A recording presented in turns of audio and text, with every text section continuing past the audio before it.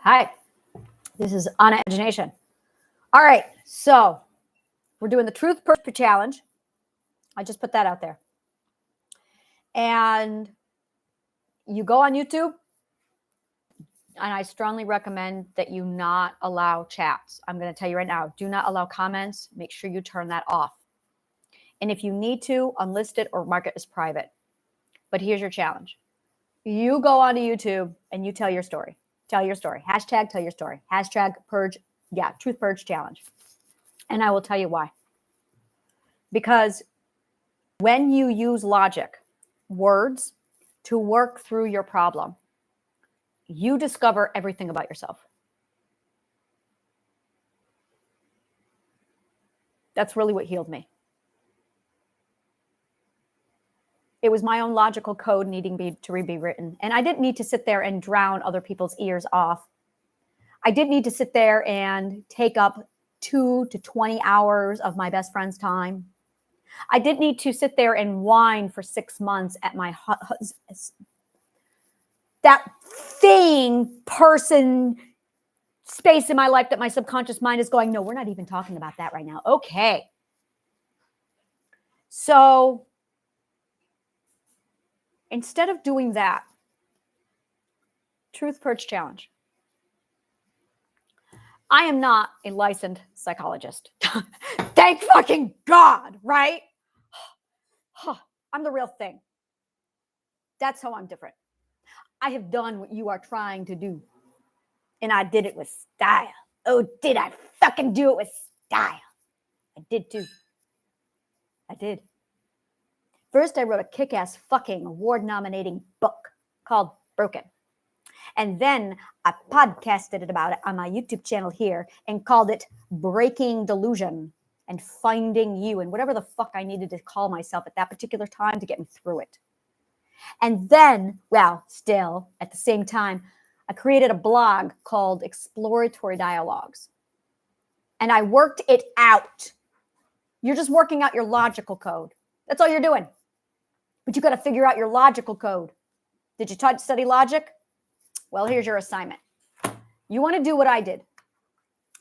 You're going to need logical code. Fuck it, I'm going to do it right now. I needed to integrate them. I needed to integrate the Radical Global Healing Plan with my Tell Your Story. All right. We're going to do this. This is the Radical Global Healing Plan because this is the only way I'm going to do it. This is the only way I'm going to do it. This is it right here because I can't stand doing it any other way because it's gross to me and it's icky. So we're just going to do it here. Just do it. Thank you, Nike. Just do it. All right. Radical Global Healing Plan. And your assignment is going to be hashtag Truth Purge Challenge. Now, I am not a licensed psychologist. Thank fucking God. There's the disclaimer. We can throw that aside. And I'm the real deal. I am Queen of the Darkness and I am a subconscious mind whisperer. That's what I am. Now, this is what I did. I did the Truth Purge Challenge and I worked up my logical code. Now, I'm going to tell you right now, there's 2 ways you can do this. Well, there's 3 ways you can do this. So your first option is you do the logical code study and you talk. You do the Truth Purge Challenge. You do those 2 things and you're going to be fine. You'll get it out. That's option A. The next option is going to be the logical code Truth Purge Challenge and Triadic Healing. Now, the difference between A, B, or the first option, A, and the second option is in the first option, you're basically going to be doing the discovery on your own. Whereas with the third option, you're going to have stepping stones and a literal pathway that walks you down it. So I would call the first option a pilgrimage. It's going to take you longer. Personally, I don't think it has to take you that long. The second option is going to be your healing journey. You're just going through the fucking, you're done with it. Healing garden. It's your healing journey, which is your learning. Yeah, and that's what it's called, is your, what is it called? My learning journey of the discovered self. That's it. So you have either the learning journey of the discovered self. All right. There you go.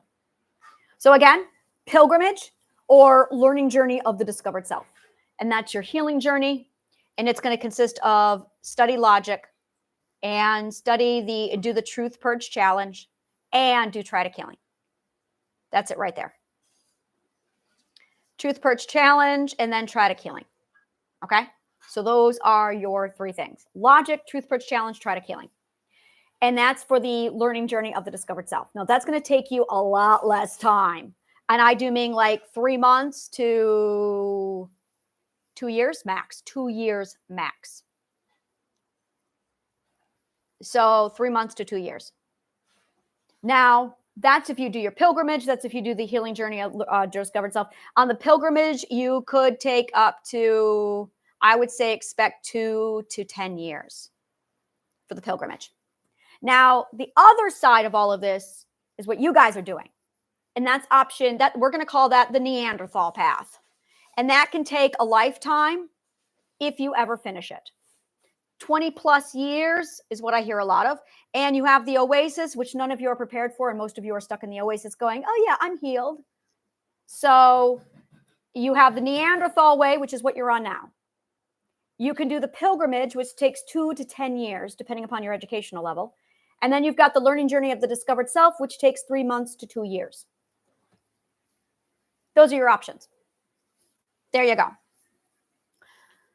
So I came up with the idea of doing the Radical Global Healing Plan.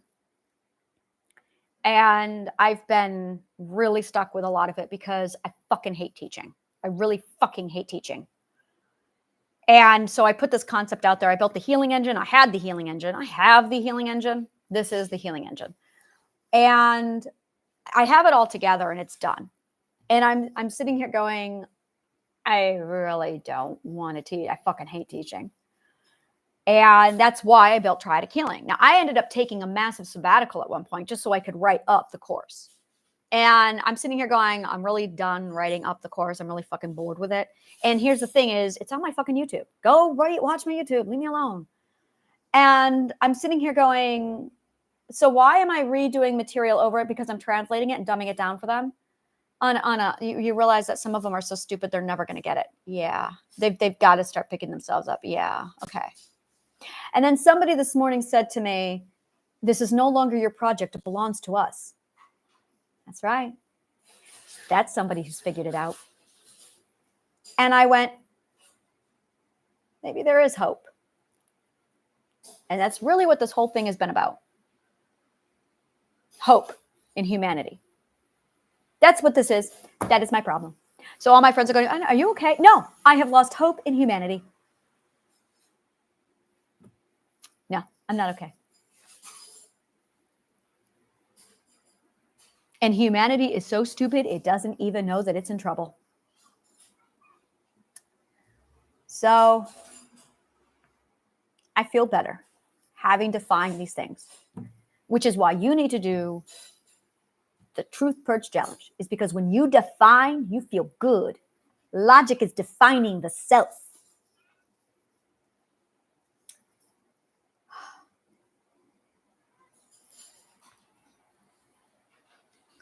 So, and I think that's it. Is I've got this whole, but I don't want it to be Radical Global Healing Plan. I really don't want it to be this way, and I don't want it to be teaching classes. I fucking hate all of that. I'm not a coach. Oh, it's so dirty, that word. Do I look like I'm wearing gym shorts? Do I have a fucking whistle? I'm not a fucking coach. What dipshit came up with that word? So I'd rather play a game. I'm going, I'd rather fucking play a game. This is Anna's Lounge, people. Anna's Lounge. Oh, that's right, the game. That's what I was going to tell you. I'm like, I know I have another way. So there's another way to do this, and that's the game. So here's how this works. This is it exactly. Oh, yes, I've got it. It's all coming together in my mind. I don't have a problem coming up here 24/7. Well, I got to sleep. But I'm going to be here probably every day like this, just talking to you about stupid shit. Now, when I feel comfortable enough, maybe I will do chats.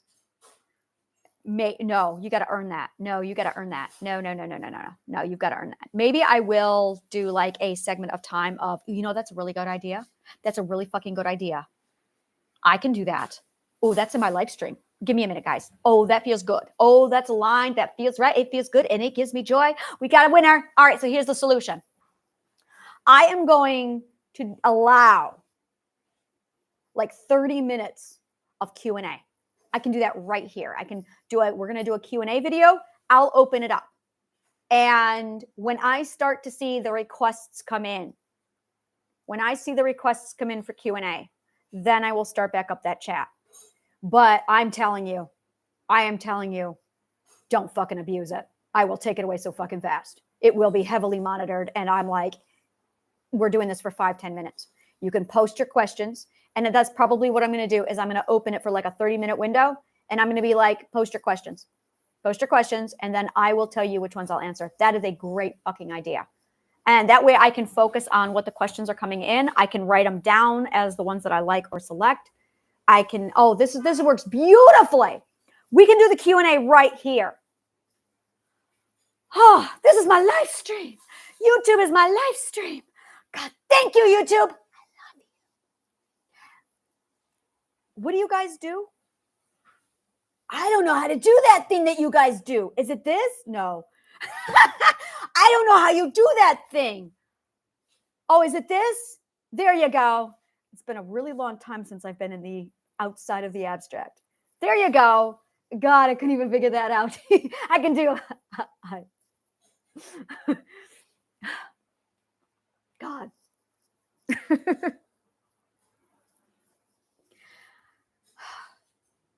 Every now and then I do something like that. And I'm like,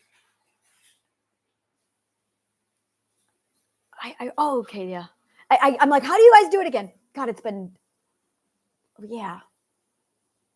Wow. YouTube is my live stream. Okay, I got this. Excuse me. So I'm going to set up shop. So how am I going to do this? I can't be real. Yeah, that's the thing that I have. See, I have so much to talk about. And my problems. Yeah. And what I can see is like, I almost see it as a summation. I don't know yet. It's forming in my brain. And the more it forms in my brain, the more it comes together. I almost want to use my newsletter as a today on the Radical Global Healing Plan. And we'll do the Truth Purge Challenge.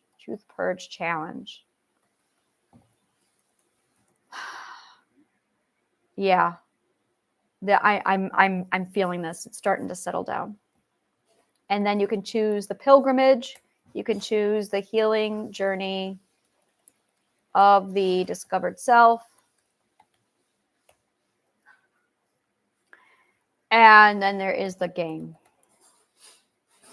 So the game is what I'm going to be focusing a lot on. Yeah, the game is definitely, so I can see myself also doing like a whole, oh yes. Oh, this is definitely, my brain.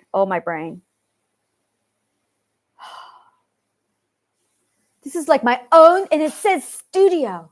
I just realized it says studio. This is just studio. Like, oh yes, this is amazing. Do you know that that's what YouTube really is? So I'm going to totally like jam up YouTube here because this is my people. I love you people. You have no idea. You have no idea. This is just a shout out to YouTube. You have no fucking idea how much I love these people. Wikipedia, Google, and YouTube. Like without these three things, I would be dead in the world. Like, what am I going to do? So when I wrote my books, when I did everything, oh my God, I learned how to knit from YouTube. Like, what the fuck? Like, seriously, the amount of education, I am what I am today because of YouTube, because of that dude in Norway. Dude, I learned so much from Norway about you, man. Oh, I love you. So there's Norway for noobs. Oh, guys, it's like the best fucking thing on the internet. Norway for noobs. So this guy's high. And there's only two videos. He's high. And he's like going for munchies in the middle of the night because he's high. And he's talking about how, it just occurred to me, there's going to be people going, what's it like in Norway? And mind you, it's like 2 a.m. because, he's high. And he's like walking through this is an empty parking lot. And this is Norway at night. And it was so amazing. It's like the best weed movie ever. Like, oh, I love it. And then he set up another one.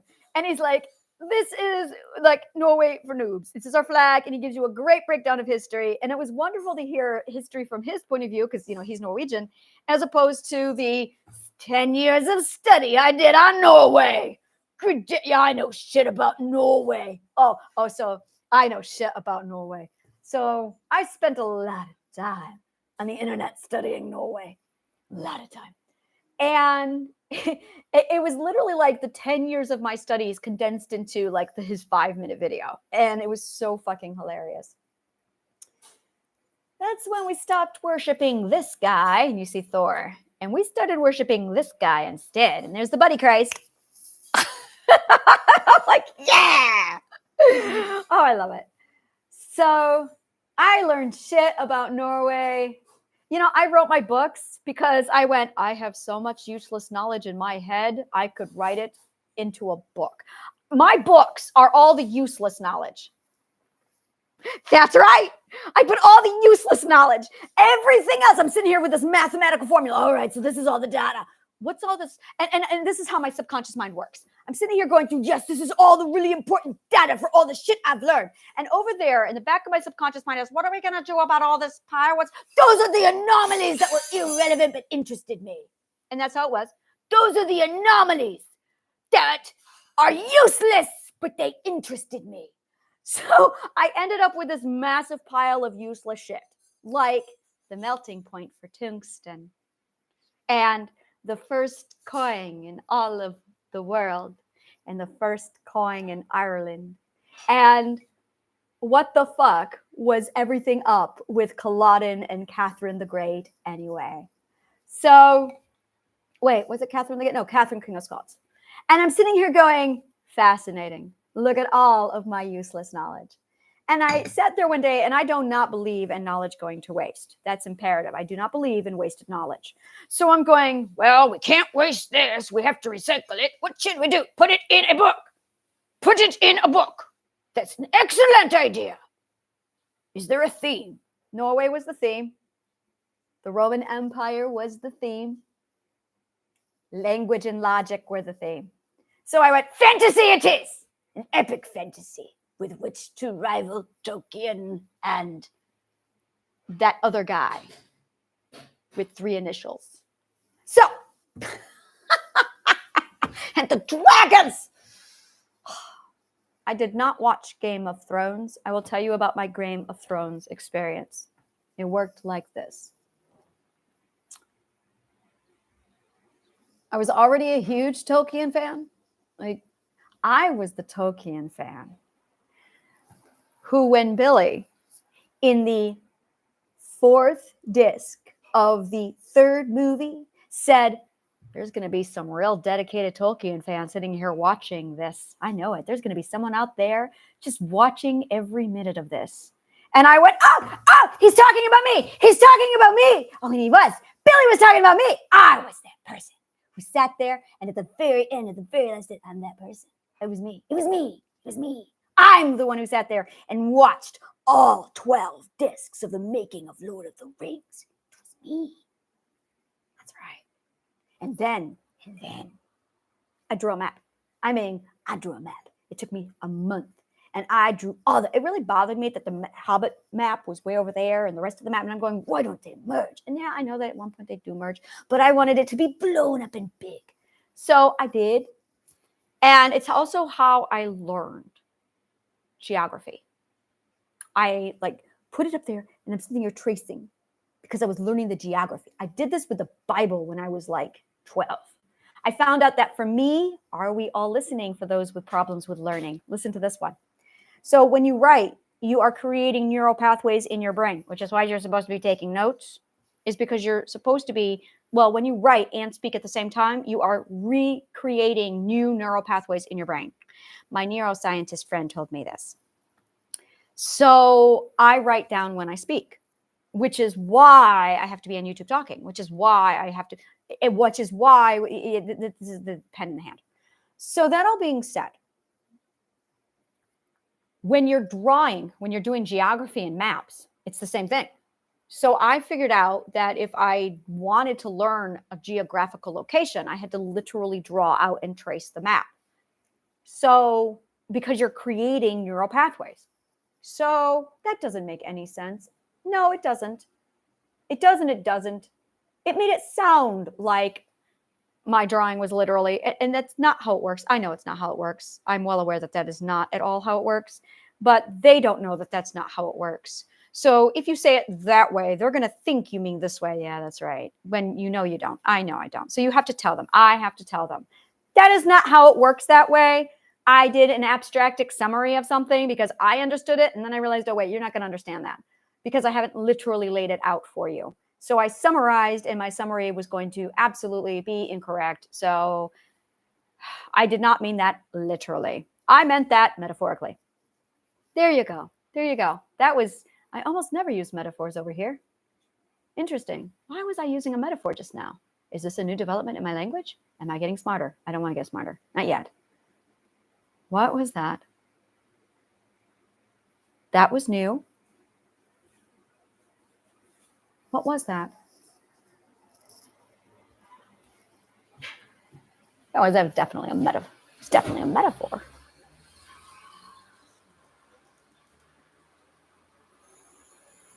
I'll have to go back and look at this. 22 minutes. Interesting. Interesting. It felt like a completely different type of word speech. It felt like you have, oh, literal and metaphor. And I'm going, that didn't feel like either one of them. That felt like something over here. What is that? Interesting. It's a metaphor. It's an integration of the two of them.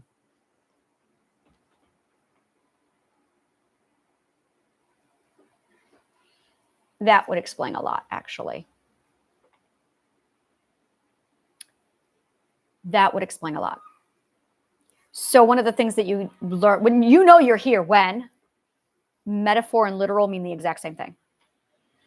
You know you are at the point of comprehension when literal and metaphor mean the same thing. They match up. They're identical. They cancel each other out. I can't explain that to you clearer. It's when the metaphor is literal.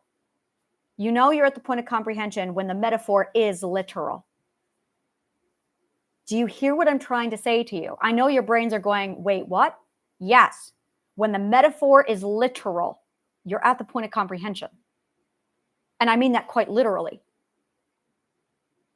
That is how far away from the truth you are. How confused you are is a metric for how far away from the truth you are. You're that far away.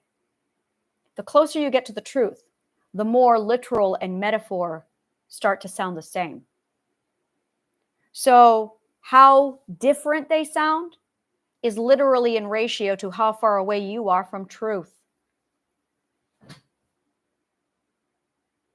You have got to align yourself to the truth and get your self back here. You're disintegrating metaphorically and literally.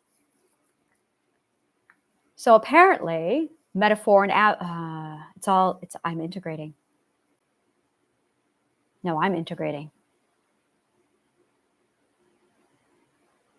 That's why I wanted to break the wall. That's why I wanted to break the delusion. That is why.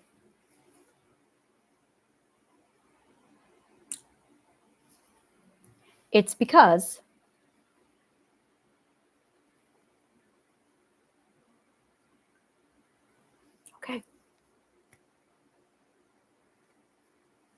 It's because the material is integrating with the abstract. I look at things like that and I'm going, you don't know how horribly disintegrated things are. We call them segregated, I think is what you guys call them. Segregated? No, sweetheart. It's not segregation you're looking at. It's called disintegration. That's what I'm trying to tell you. You have disintegrated to the point where you're all now inside a single point. That's what prejudice is. It's the disintegration. It's a dead end. You see, there's only one direction you can integrate and disintegrate safely, because the beginning is the end. Yes. Love and logic are the same. They are the end. And love and logic is truth, which is the point of comprehension. Oh, good God, I don't even know if you're understanding me. I don't understand if you can. Let me know if you can understand me. This is abstractic. You're going to have to learn my language. I cannot translate it anymore. I can't. I tried to translate it and people can understand me. So I can't hide abstractic any longer. I have to speak abstractic all the time now. And I couldn't communicate to you guys. Oh, this is, I don't want to do this.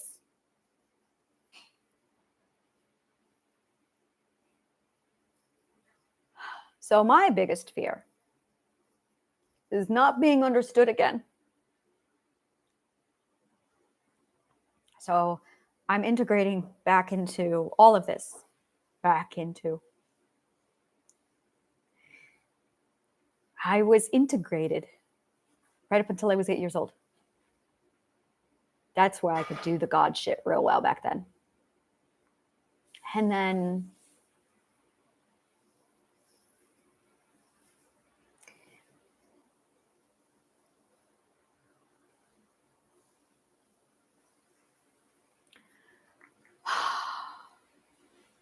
when I had multiple personality disorder, I couldn't find anything on it. This is the second time I would find a medical condition that psychologists love to diagnose but know nothing about. Do the research, please. They know jack and fucking shit about schizophrenia and multiple personality disorder. In fact, they made my multiple personality disorder so much worse. So I dug deep on everywhere I could find, and I found one doctor who had figured out something with multiple personality disorder. And that cheap, unethical piece of shit decided to monetize it and charge people $2,000 for it. That's right. So here I was with multiple personality disorder, and all I needed was information. So, me being the genius that I am, I pulled his document up on NIMS archives and read the abstract.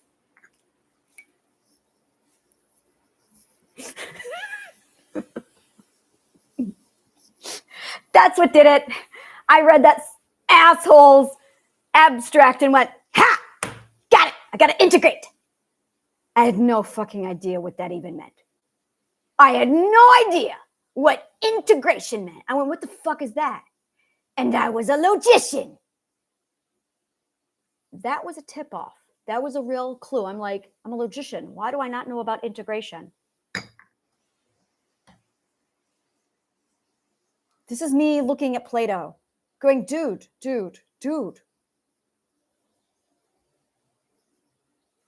He didn't have YouTube. That is why Plato's work got lost. He didn't have YouTube. Do you see the work I'm doing here? I'm a fucking philosopher, people. And I'm just sitting here going, oh no, I'm not going to, I'll write about it on occasion, but we're just going to stare at the ceiling while I'm going to think about life, the universe, and everything. And he did, but he did it in a room 2,000 years ago, far away from me. Oh, God damn it. But he left me his curriculum. And I went, aha! Yeah! Ha ha! I found Plato's curriculum. It made me so happy. My mom is special.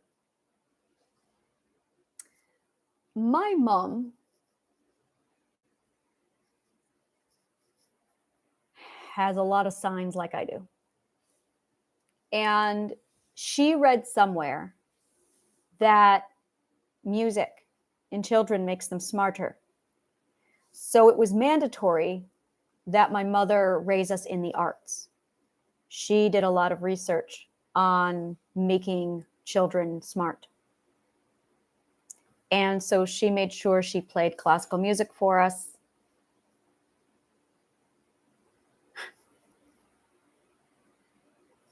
I just see math and Mozart. I just see a whole lot of math and Mozart. But it was the piano playing that did it. I was already super logical. But when she added piano to my brain, it turned on.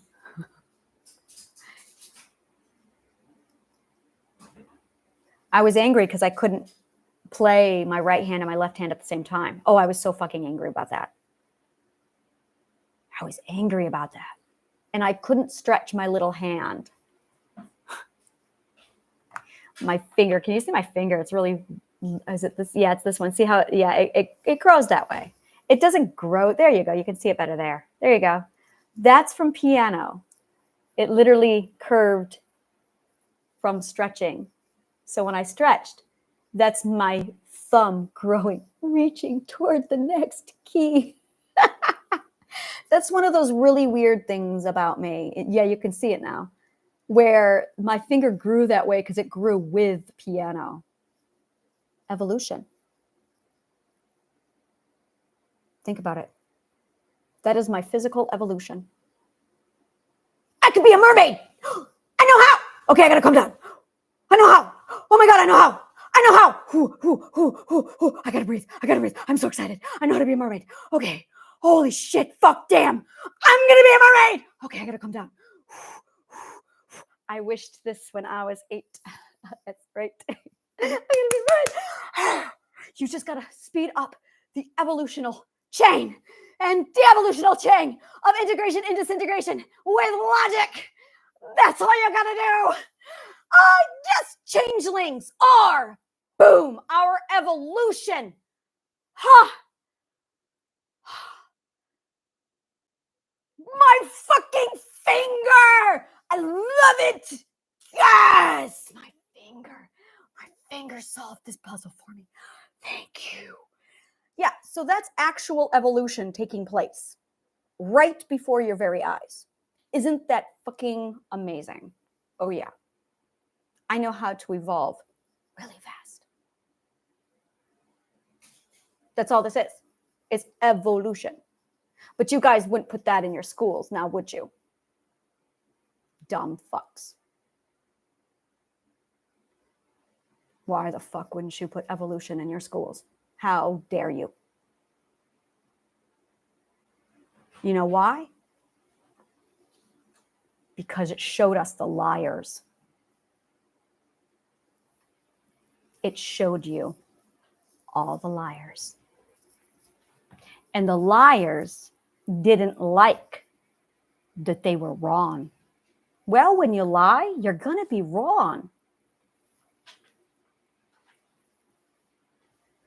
That's the way it works. When you lie, you're going to be wrong. You cannot be right and lie at the same time. That's the kind of stupid shit that when I puzzle it out in my head, I look at you guys and go, really? Now, I know it's not you. It's probably the guy sitting next to you. But, oh, I think that just became my MO. I know it's not you. It's probably the guy sitting next to you. So, this is what we're going to do with this. God, I can't believe I'm going to be a mermaid. Gotta focus. Oh, and it's on YouTube. Yes. Oh, this is good shit, man. This is good shit. You know why? I can hit play and rewatch it and go, oh, there's a formula. Okay, all right. Okay. Thank you, mate. You're welcome. Oh, you're welcome. Thank you, darling. Okay, so enough flirting with myself. Now, I got to think about this. What was I going to say? Oh, I'm so excited. Evolution. Right. I know how to evolve really fucking fast. Right. Integration. We were talking about integration with logic. And then I was going through everything going, that's really fascinating. What is integration when it came to my multiple personality disorder? So we all sat down and had a philosophical conversation of what integration meant. And that's when I realized, oh, did I realize everything? Integration is a kind of mathematics that you have not heard of, because I discovered it, made it, discovered it, made it. Integrated mathematics works like this. I love doing this so much. 1 plus 1 is 2, right? No. 1 plus 1 is 1. Before you argue, you have a mom, you have a dad, and you have you. Now, how the fuck does that mathematically make sense to you? 1 plus 1 is 2. What is it? I found a mathematical flaw in 1 plus 1 equals 2. Booyah! That's how fucking smart I am. Now you've got a metric. I'm the one who found the logical fallacy in 1 plus 1 is 2. Fuck you all. Good night. Drop mic. It was bothering me. I'm looking at 1 plus 1 equals 2, and I'm going, there's a logical fallacy here. Does no one see it?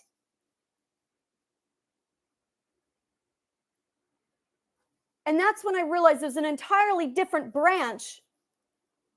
And no one caught it. Scientists, shame on you. Cell division? What the fuck? I'm looking at that. I'm sitting here going, these are smart people. These are smart people. These are the smartest people on the planet. These are the people who came up with, found, discovered cell mitosis. And they called this division? Did they? What the fuck? That's not a division. That's a disintegration. So I found the logical fallacy. Not done yet. I found the logical fallacy inside cell mitosis.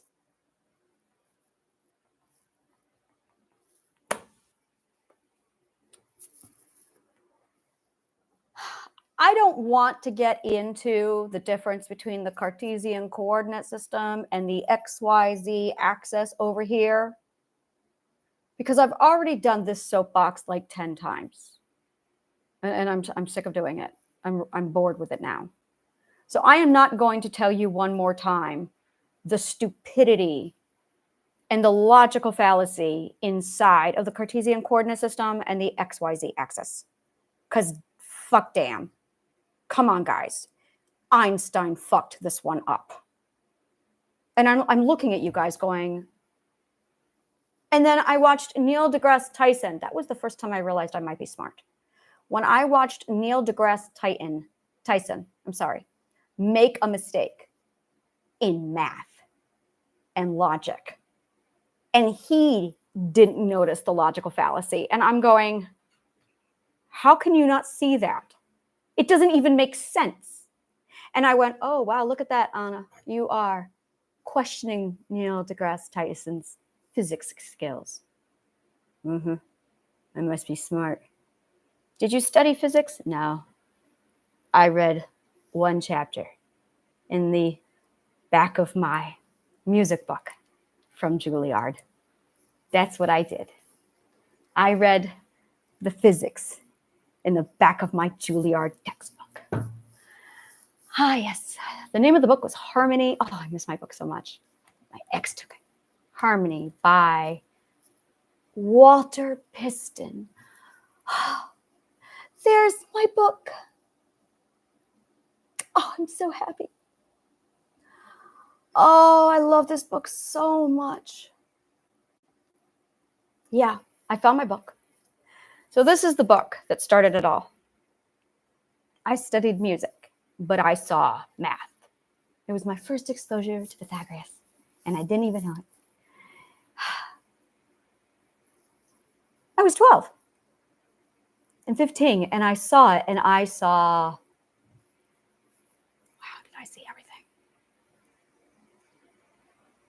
I can see sound. I can see sound.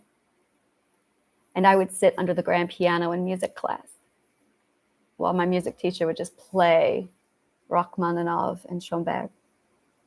And the frequency would just pour all over me, and I would bathe in physics. And then I would go inside the sound rooms and the little practice rooms, and I would have my metronome on, and I would do real slow practice. Shoot me in the head. Oh, sorry, guys. I just forgot about that. That was such a traumatic memory. I blocked it. Wow. Every musician in the world will understand that one. Whew. Wow. I actually blocked slow practice. That was trauma. Wow.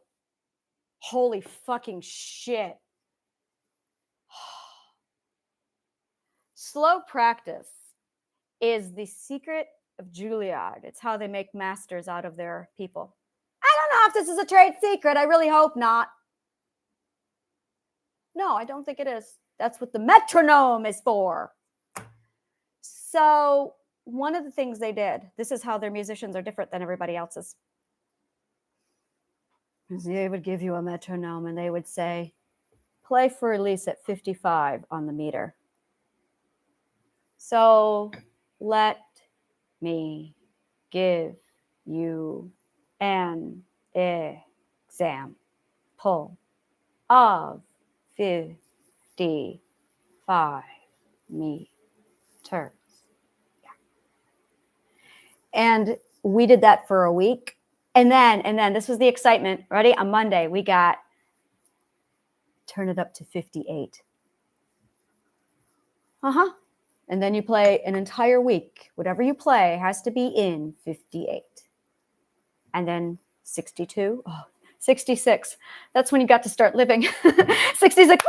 Oh, 60. Have it up to 66. Like you have no idea. We would get to 66 and I can finally play the piece the way it's supposed. Oh, I have appreciation for 66. So this is how you integrate, literally, integrate rhythm and frequency into your body. That's how you integrate frequency into your body.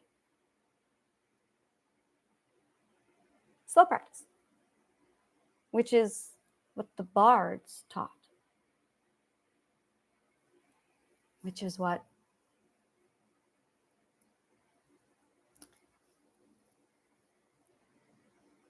the reason why Juilliard has the reputation it has. You beautiful people, you. Juilliard is Alexandria. Juilliard is Alexandria. We buried it in the music program. That's why they only allow geniuses to come in.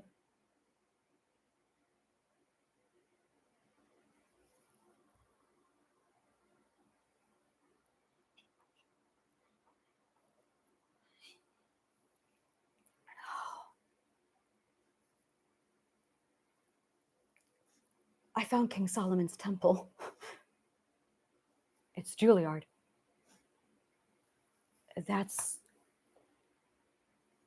the only school I attended. One of the masters was professor there. And he trained me.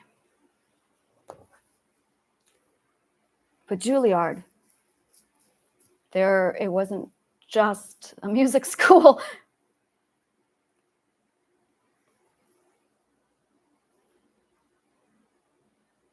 I always wanted to go to Juilliard.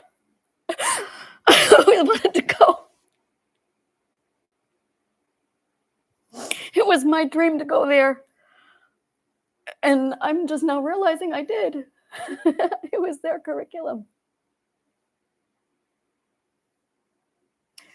But I did the math, I studied it, and I went, it matches. Juilliard's curriculum matches Plato's curriculum. Juilliard is the standard. Juilliard is the standard. Those are words you'll know. Juilliard is the standards. Robin Williams is the standards. Look at everyone who attended Juilliard School of Music. They're who we are supposed to be. I attended Juilliard. That is my alma mater. They just don't know it yet.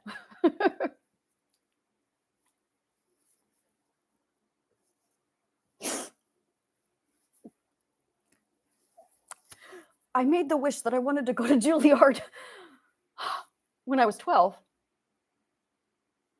And the pedophile rapist who prepped me, I will say no more.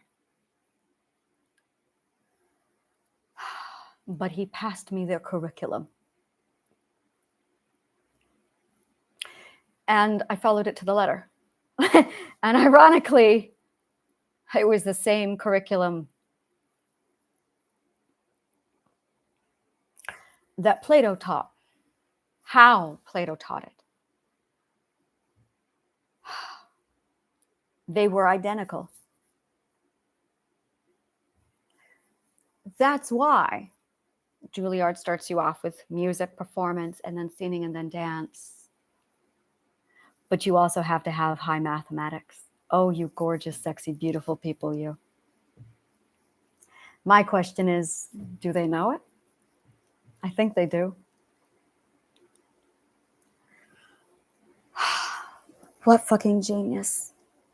Which means I don't have to do it. It's done. I can just sit back and go, that's right. Oh, that's so nice. Every time I don't want to do something, someone else does it for me, and I can just like, yeah, there you go there. That's right. Oh, I don't have to do anything. It's done. The standard is set. Juilliard. There you go. There's your Alexandria. You want Plato's curriculum. Juilliard's got it. Good luck getting in.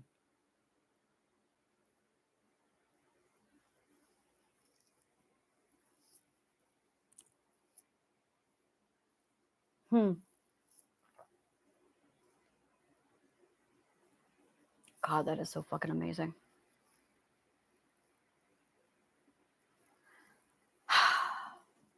The remembering. Every time you remember, you integrate. Welcome to integration classes with Anna Imagination.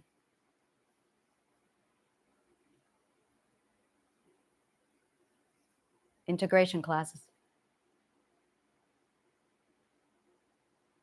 I have the cure to multiple personality disorder. I know what it feels like. Where are my multiples? Where are my multiples? Oh, it's all coming to me now. I am the only fucking one. What am I doing? This is not hard to market, guys. What am I doing? Am I this stupid? I must be this stupid. Holy fucking shit. I did want the ultimate answer to the ultimate question. Yes, I did. Yes. So I'm finally getting the answer to, why do I market this? It's not porn.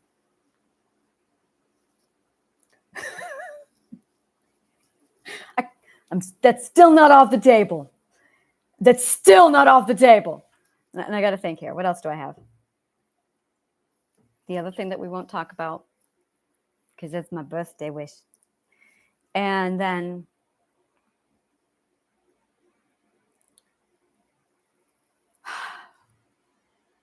I asked how to market this. Multiple personality disorder. Multiple personality disorder. It's not multiple personality. It's multiple consciousness disorder. That's the first thing they fucked up. I am a subconscious mind whisperer and queen of the darkness. 4 times. I know how to walk inside your subconscious mind so smoothly and just literally hit a couple switches and turn it on and off however you want. And this is the best part. I can't do it myself. All I can do is literally hand you the remote. Literally and metaphorically, you're going to find out that here, yeah.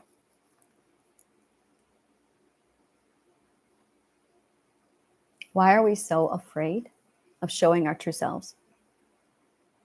Because that's really what multiple personality disorder is. You're afraid of the self. You're terrified of the self. You are so terrified of the self. Oh,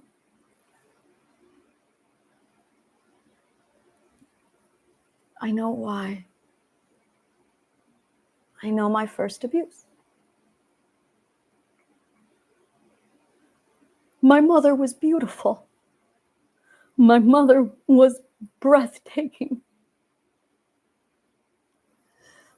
My mother was a goddess.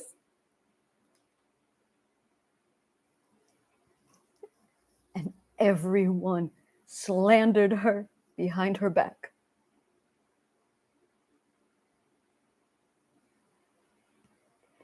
And I got to listen to my future.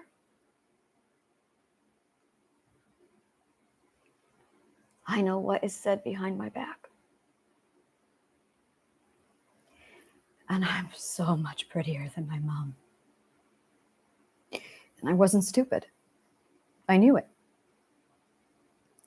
My future consisted of everyone hating me behind my back. I was 5 when I figured this out.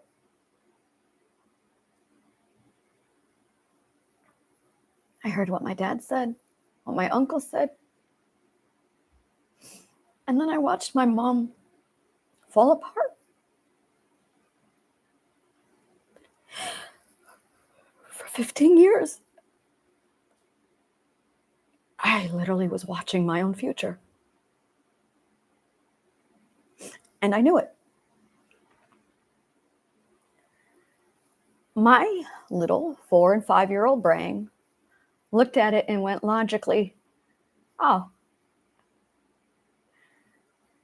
if I'm this pretty and I know what my mother looked like at my age, and my mother looks like that, that's enough of a mathematical equation that I can deduce what I'm going to look like. And I wasn't wrong. And I saw what kind of a future was in for me. And that just really fucked me up. I got to relive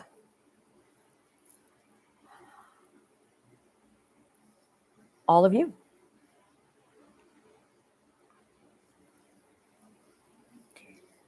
That is something called story stepping or projection. It is a mental discipline where I can cast myself into a different point of view and then look at the same situation from a different point of view and immediately assess what's going on behind my own back. That's one of the things I teach you. Well, in Trident Healing. Do you want to learn how to use your subconscious mind? Because that's what I do. That's all I do. And I'm the only one in the world who can do it. I know every switch. It's a full panel. I know how to look at every single point of view at the same time from every different angle. And then I can create artwork and story to entertain the children while I teach it. Philosopher Bard. So there's parts of my story that I couldn't figure out or remember because when I was a child, I had figured out real fast that I was a god. And I couldn't talk about it. The evidence was overwhelming because the logic was that pure for me.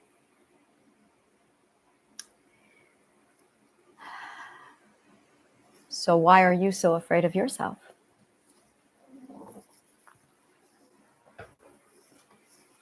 Because that's really the question. You can write that down.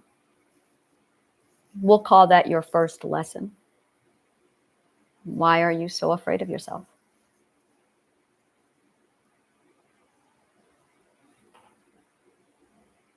I know why I am.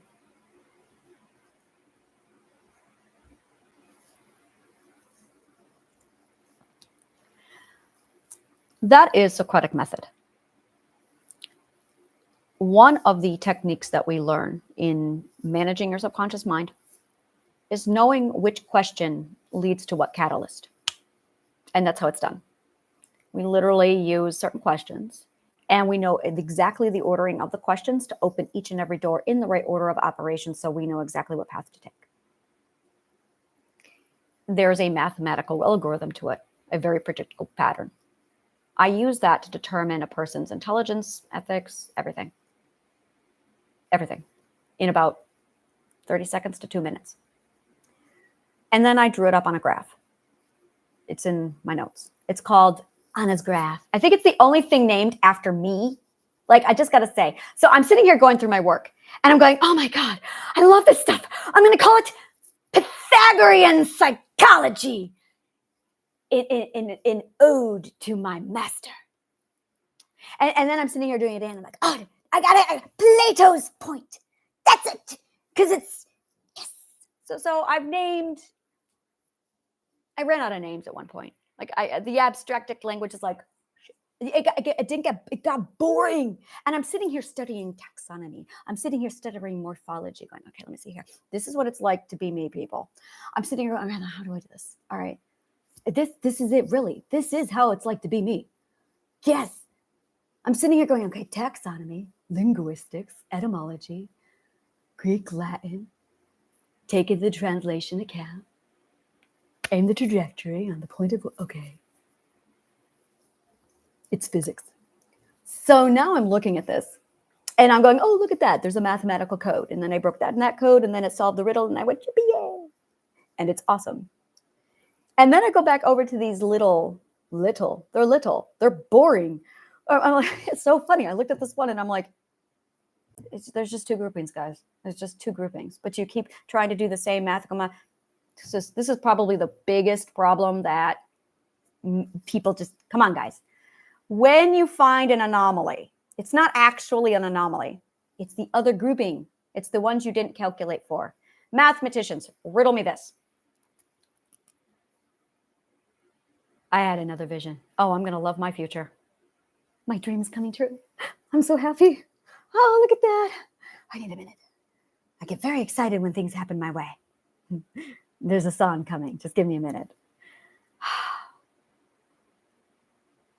I hate what you guys call teaching. It's painful.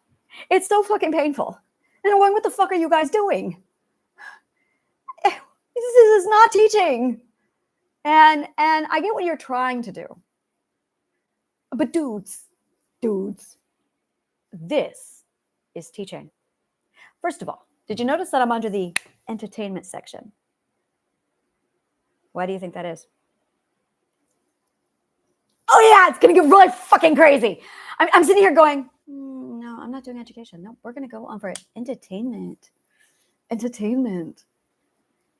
And it started to like form. And I'm going,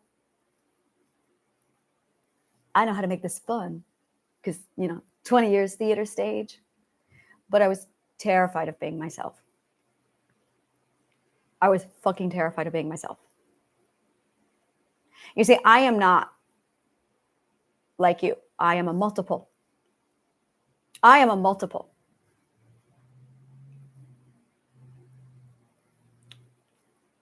I'm going to cry, guys. And it's going to be an ugly cry. And I'm sorry.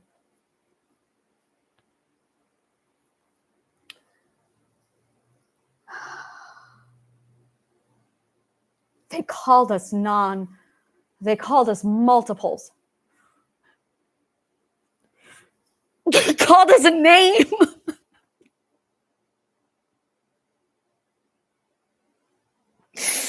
The psychologists called us a name. They called us multiples like we're freaks.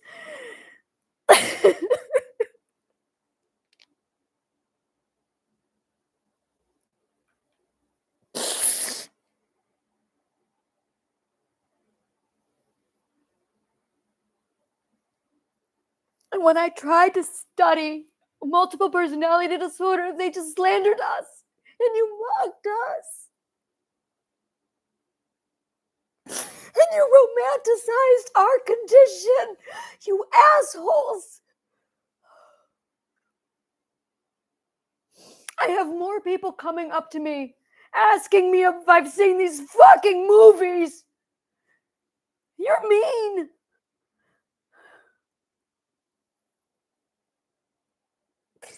And I'm sitting here going, no wonder why I don't want to be myself.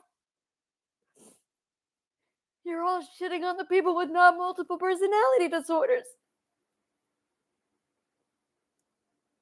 I had this one dipshit. Oh, I think I'm a multiple. I can do. Oh, I let loose on him. I'm like, don't you fucking dare. You're a prisoner to them. You're owned by them. You can't breathe. You don't even know you exist. You don't know you exist.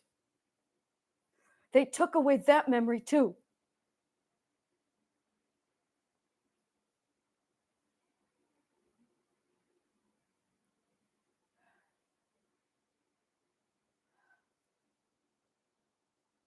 I don't talk about my multiple personality disorder.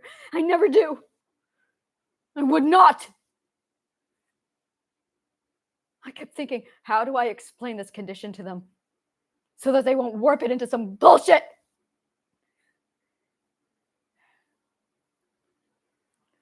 I was her slave. I was her prisoner. I wasn't even allowed to remember me. And if you don't know who you are, there's a good chance you've got it too. You see, this was the biggest logical conclusion that I made. When I found the common denominators in multiple personality disorder, I was able to diagnose all of you. Multiple personality disorder is the disintegration process of logic. It is when your logic is so fucked up that you don't even know who you are anymore. That is multiple personality disorder. So if you are one of those morons walking around going, I don't know who I am, you got it. I also have the cure, but you've got it. And if you want to know my credentials, I'm the one who found a logical fallacy in 1 + 1 = 2.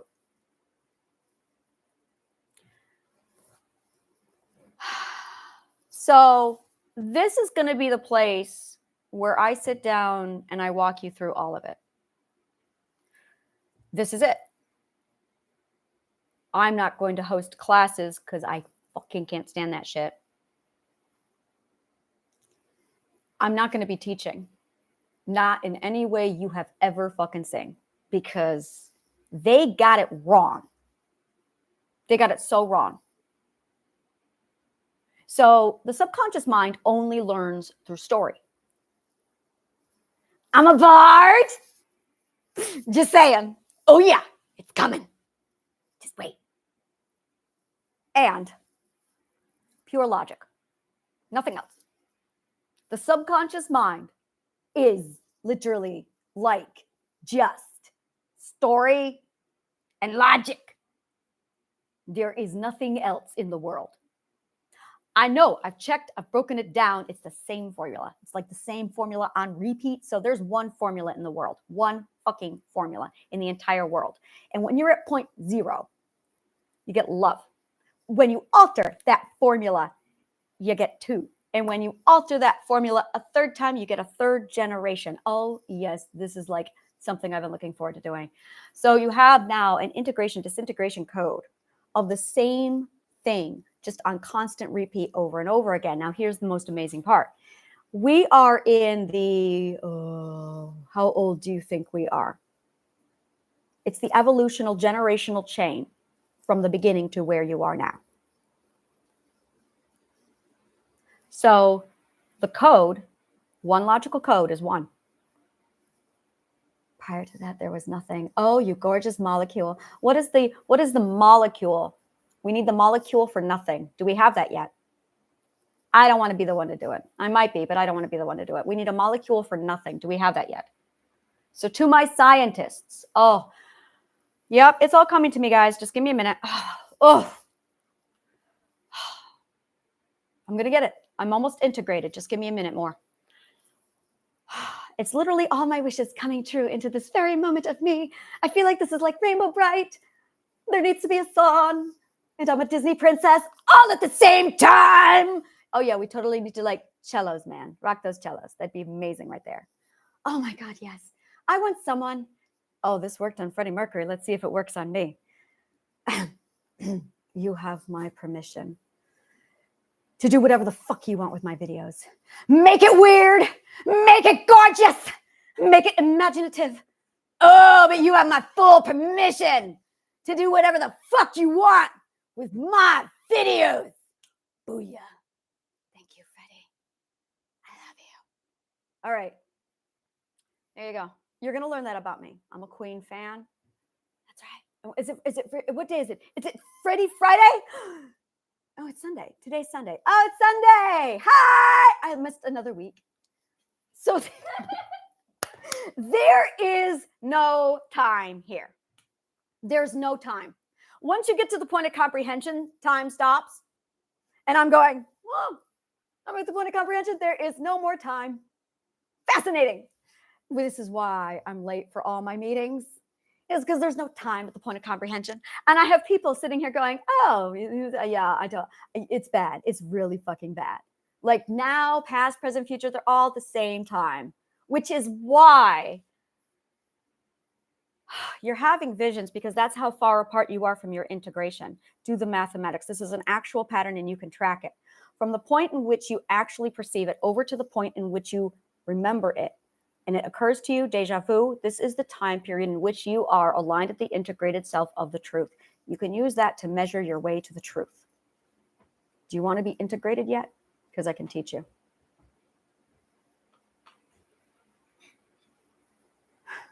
Do you see what I mean when I say to you, I'm on a level and I'm bored right now? Just a minute. What are you doing? Do you need help? Okay. I love teenagers. They're the best fucking people in the world. Oh yeah, my teens. I fucking love teenagers.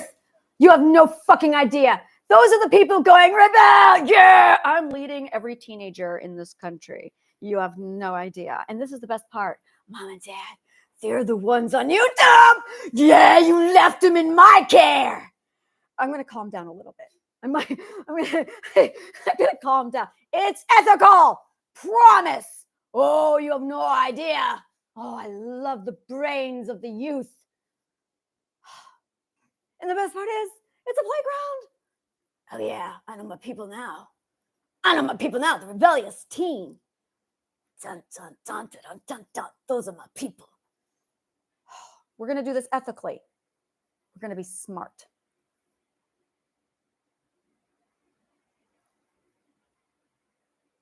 Maybe that is who I need to talk to.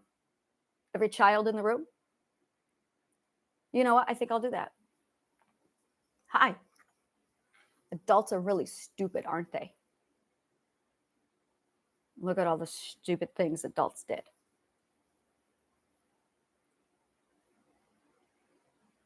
And every child had that conversation in private.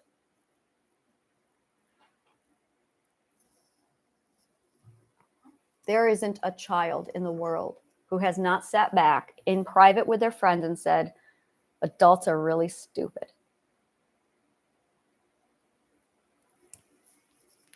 Out of the mouths of babes. So I'm not the one telling you you're stupid. Adults, your kids are. I'm the one who found a logical fallacy in 1 + 1 = 2. Those are my fucking credentials. And I'm a graduate of Juilliard. I am so honored to name them in this. You have no idea. You really, I was thinking about it. I'm like, oh, when it gets out about my brain, I'm going to have more schools go, oh my God, would you like? And I'm like, I know that game. Oh, I'm ahead of it, guys. I owe my education to Juilliard. You have no idea.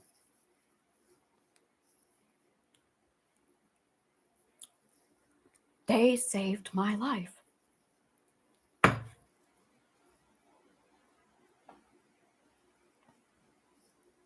So yeah, I owe a really big thank you to Juilliard. They kept me alive many, many times. So yeah, maybe that's where I need to go tomorrow. I think I want to talk to the president of Juilliard. I think I need to tell him my story.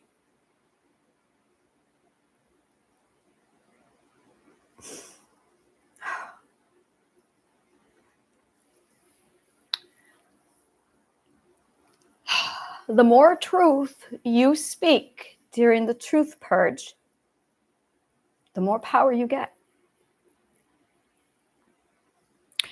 And the best part is, truth is power. Truth is power. Do you hear what I'm saying?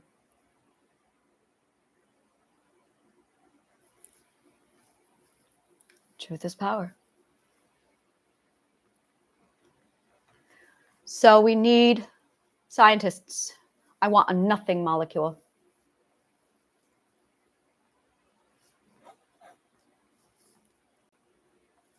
That'll be our control group. I've been trying to find a way to reach my people. And I'm sitting here going, I don't even know who my people are. Who are my people? And in the back of my mind, I've got identity.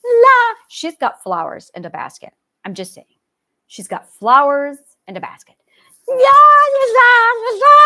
She's doing this shit. This is identity in my brain most days. And every now and then she stops and she gets a glass of milk and she gets a little straw. Oh, it's not a little straw. I've got like a whole straw thing happening. I have a relationship with my straws. My daughter like, Mom, I know, but they're straws. I think, oh, I love straws. Okay, focus. I'm trying to say something. Right, integration. So I kept saying, I got to integrate. That was one of my manifestations is integrate. And when I started to do it, once I figured it out once I figured it out. Oh, how to fool you have no idea fucking hell I had to break that code. I remember that day. Oh, it all came back to me now. Now I'm pissed. Whew, that was some fucking tough math. God. I was so pissed. I'm sitting here doing integration. I'm looking at it going, this doesn't make any sense. But it worked. It worked. And I'm going, okay, if it worked, then what the fuck am I missing? Oh, I couldn't figure out this logic.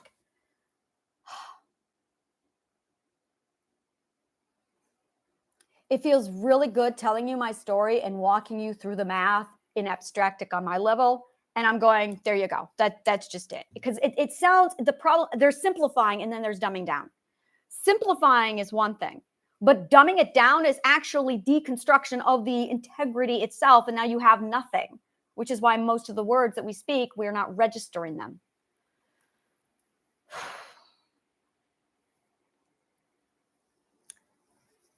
I could not understand integration when he was like, you've got to integrate. And I'm like, well, if you have to integrate, what does that mean that the psyche is? So I started to ask questions like, what is the psyche? What is the subconscious mind? And I would manifest my own answers. That's how I learned math.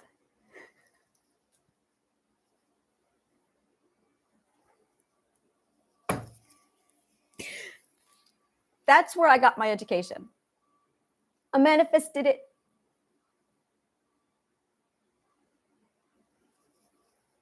I manifested my education.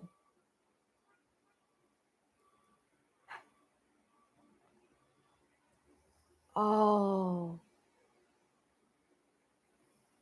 logic is manifestation. Logic is manifestation. Logic is manifestation.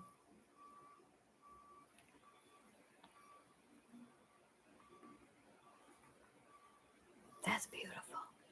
See, that's the kind of stuff the universe pulls off. And I go, if I know better, I'd say you're flirting with me. And I'm looking at it. And this is my world. This is my world. This is where it gets fucked up. This is probably the hardest part of all of this. As I'm over here in the material, having conversations with you guys about stuff. And I'm like, God. And meanwhile, over in the abstract, and this is it. I am Sophie's world. I am Sophie.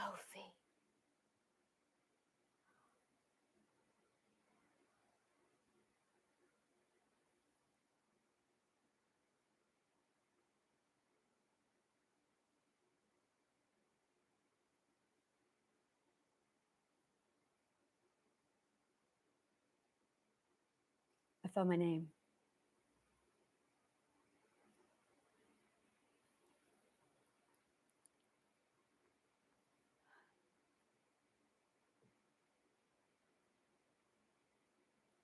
I found my name.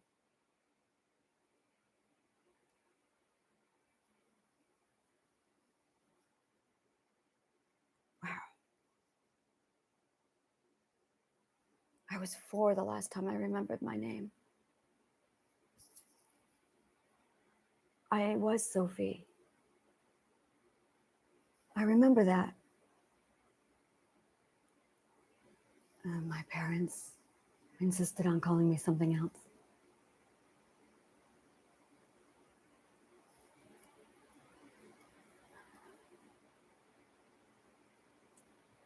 I am Sophie.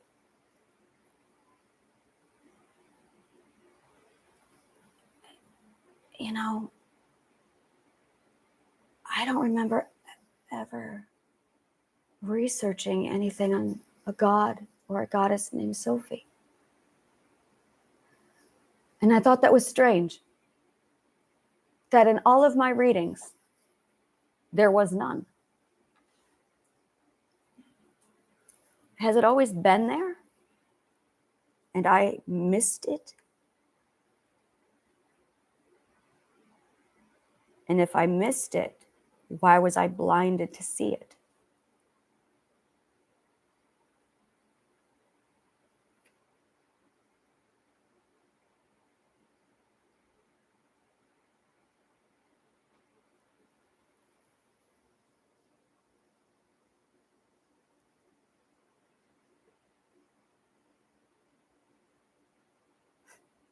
Philosophia does not mean love of wisdom. It wasn't Greek, it was Arabic. Look it up. Sophie. Pure logic. Pure love. Arabic. It's backwards. If it were love of wisdom, come on, guys, it would be Sophiophile, but it's not. It's not Sophiophile. It's philosophy, which means it's pure love. It bothered me the way Pythagoras named things. It was illogical. He broke some of the basic rules of linguistics, which means he did not yet study linguistics. Now I can sit down and look at the 12 ethics and go, all right, I know exactly where Pythagoras left off. Prior to there, it is right there. He made it as far as... Nope, logical fallacy. Let's flip it. He's not the one who made the error. You made the error. He named it properly. That's what I noticed. When you all told me that philosophy meant love for wisdom, I saw a logical fallacy. And I went, that doesn't make any sense. I studied linguistics. Allurophile, pluviophile, hibernophile. That's what the word sounds like. Philosophy doesn't sound like that. So I dug into why. It's called pure love. So here's my question. Why, who, I wonder, mistranslated that?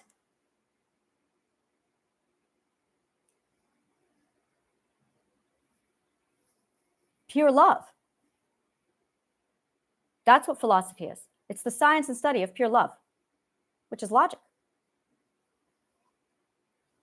There's a logical fallacy in your interpretation of what philosophy is. And that one little logical fallacy fucked all of this up. The answer was right in front of you the whole time. And you couldn't even read the word properly. The signs are all over at how stupid you are. And I don't have time for your ego to get in the way. You have a problem.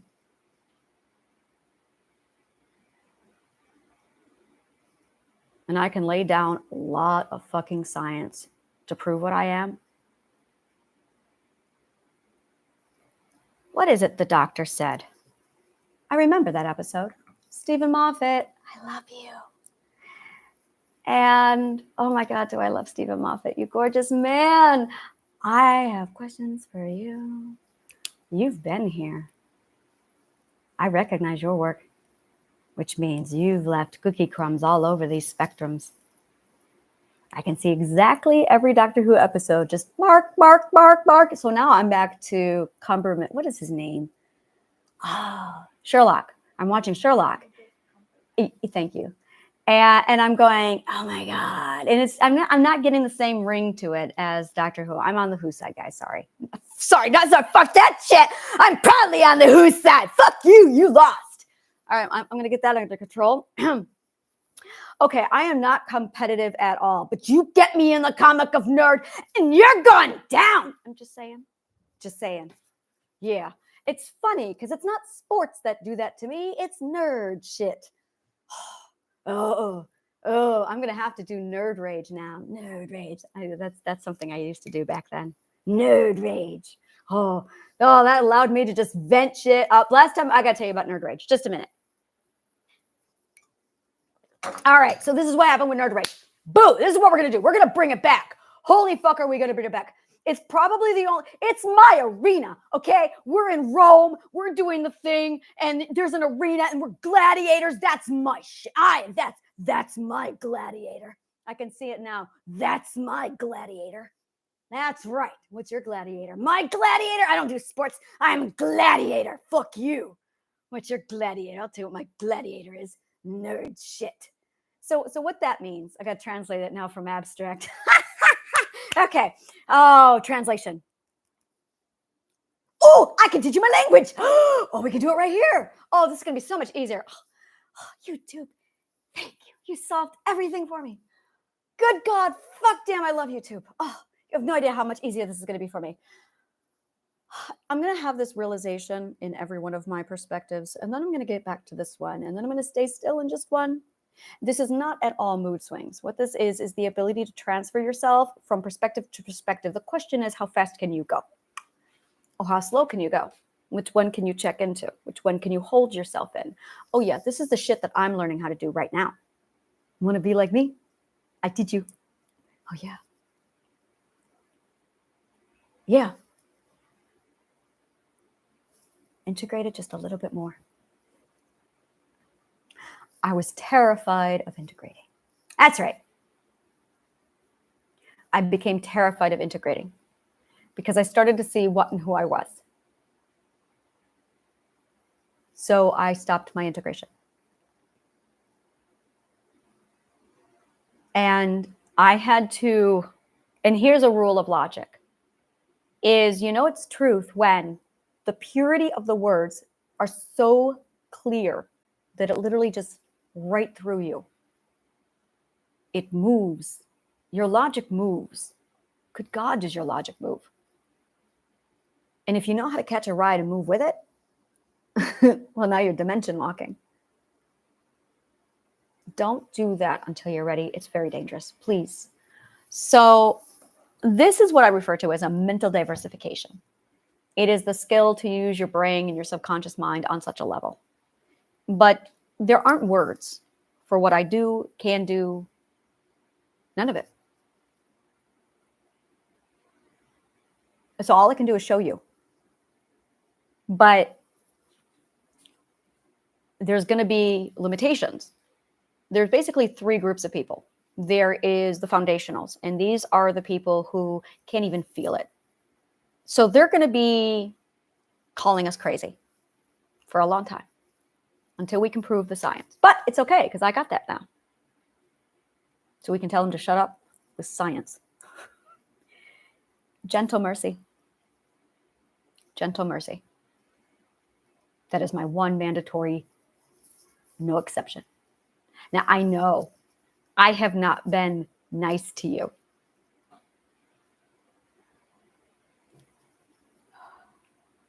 But I was trying to get you to hear what I was saying.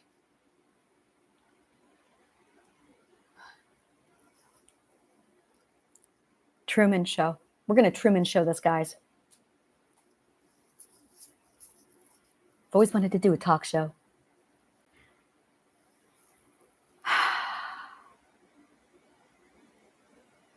All I can do is talk to you and show you what my mind can do. And I can tell you my story. And the more truth I tell you, the more I power up. Because truth is power. And the more you tell the truth, the more you integrate.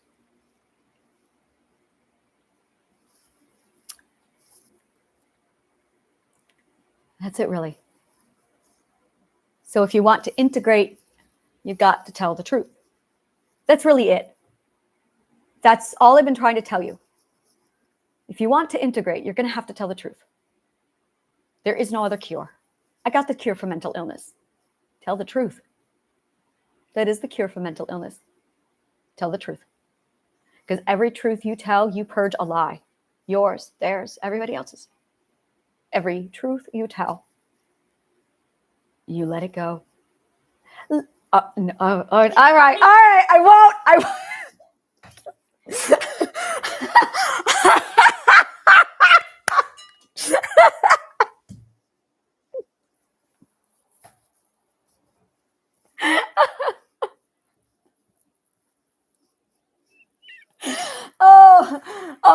Yeah, all right. Fine. Get used to that. I can feel you. He said it. Feel me, see me, touch me, heal me. How many times did I sing that song? Sing that song. You manifest it when you sing it. Heal me, see me, touch me, heal me. I sang that for 10 years, and it healed me. I chose my songs very carefully because I figured out real early that if I don't, things go bad, real bad, so bad. So I sang songs. When you walk through a storm, hold your head up high and don't be afraid of the dark. At the end of the storm is a golden sky and a sweet silver song of a lark. Walk on with hope in your heart, though your dreams be tossed and blow. Walk on with hope in your heart, and you'll never walk alone. You'll never walk alone. Because I can be here for you. Because I can be here for you. Oh my God, I love you too. I can't be with you, but I can be with you.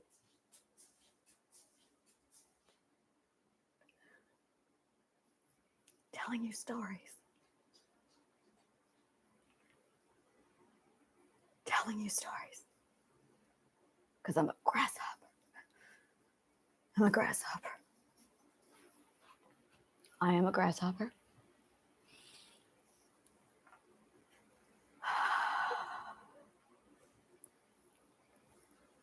There's truly, oh, my brain. I think I'm going to do this for a while. It feels right. It feels good, and it gives me joy. I'm going to Truman Show this thing, and I'm scared to death. I'm so fucking scared, guys, but that's okay, because I've not done this before, which is great, because it doesn't matter how big you get. You have to go through the ethics again. And here's the thing, is you always find a bigger fear than you.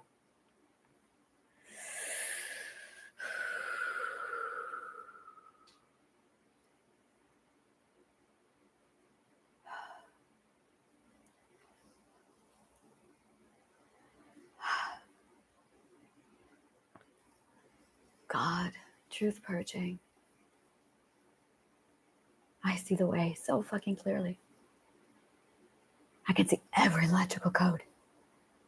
Imagine we're literally standing behind, we're in Indiana Jones. We're totally in Indiana Jones, guys. Okay, so we're in Indiana Jones, right? One of these days, I'm going to tell you my stories, and it's going to start manifesting around me.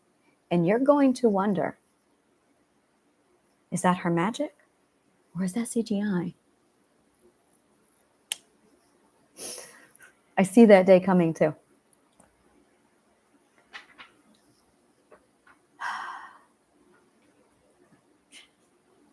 Do you want my card? You can go to the store and get sushi. I know you don't want to go to... I'm dealing with my courage here. You can deal with your courage too.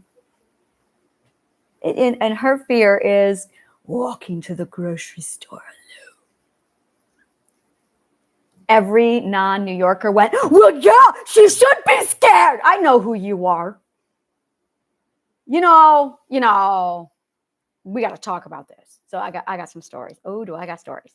So I was in my walkabout in New York City, and I was down in, God, where the fuck was I? I was in Brooklyn, deep Brooklyn, man, deep Brooklyn. Oh, Bay Ridge. I was in Bay Ridge. So it was deep. Bay Ridge is officially deep Brooklyn. Is it really? I want to know now. I got to know. See, this is where, damn, I love New York. I don't want to do this right now. All right, so Bay Ridge. So I'm down Bay Ridge, and I'm leaving, and I'm like, all right, I'm going to go to Manhattan. I'm going to get a hotel. And I'm leaving his place. It's like 11 o'clock at night in Bay Ridge. And he's like, whoa, what are you doing? And I'm like, I'm going to go get the train. Oh, no, you, how long have you been here? Well, I grew up here. You grew up here and you're like this? Well, it's nighttime. And I'm like, yeah, and? Well, and it's dark. Yeah, that happens at night. And then he goes, but you're a girl. He pulled that with me. I'm like, really? And I went, oh, I just did that. And then he goes, do you want a knife? No, I don't want a knife. And he's like, are you sure? And it didn't faze me. It didn't faze me. What the fuck is wrong with me, man? It's like I'm going, wow, why did that fuck me up? And I'm like, why would I And it didn't process. You're 4'11", 11 o'clock, Brooklyn, Bay Ridge night. Like, and it never processed. I got nothing to fear. They won't touch me. That's right. I had one person charge at me with a knife. I love New York because I was walking with confidence. That's right. Why? How dare? Oh, she got mad at me. She jumped right at me. And she's like, you're walking. How dare you walk like that? Who do you think I am? Yeah, I remember that. I didn't say that to her, but she charged at me with a knife. And then the guy next to me, he pulls out a knife and I'm doing this. Interesting. Yep, that's right. Fearless. I didn't give a shit. I'm like, there's a knife fighting right in front of me and this person's charging me with a knife. That's cool. Confidence. Yeah. And he's like, dude. And I'm like, I don't know. Yeah. See, moments like that start to leak out. And I'm like, I did this when I was integrating. You're going to do it too. You start to remember things. And when you remember things, the logical code is plugging back in and you're going to get a surge of memory and it's going to waterfall. That can be scary and it's okay. It's part of the process. And we're going to go over some coping tools later. This feels right. This feels good. So I am going to be like a medic. Okay.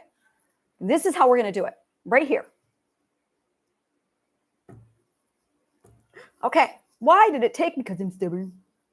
Why did it take me so long to figure this out? Because I'm stubborn. Because I'm telling a story. We need to work on our communication.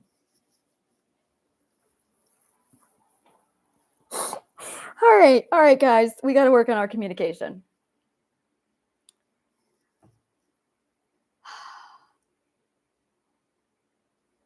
There's only one of me, but there's 8 billion of you. I need to get my ass on YouTube and be here 24/7, 7 days a week. My daughter's, well, okay, we're not going to do 24/7. She's going, no. She's the boss. She's the boss.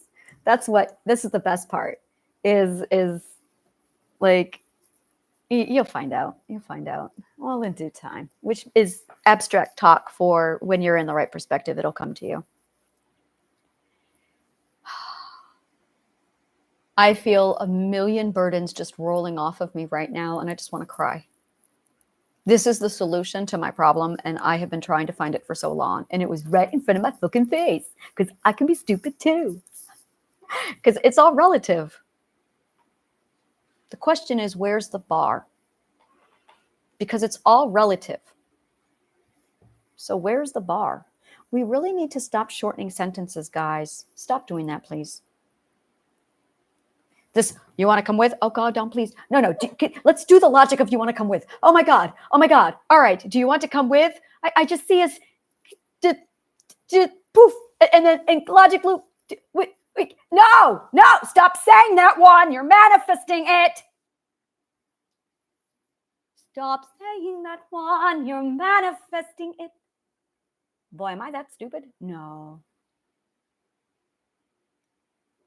I only compose music on improv. Only. I'm lonely, I'm lost, I'm cold and I'm broken. We've been silent for too long. We all have forgotten who we used to be, who we are. We are all smiling. Inside we are crying. Outside we are laughing. Inside we are dying. These are just words. This is not a song. It's a message I've been trying to get to you. It's a message I'm longing to give to you. Good goddamn, I'm so sick of being in that round. I hate rounds. Rounds are logical catch-22s in music. Oh,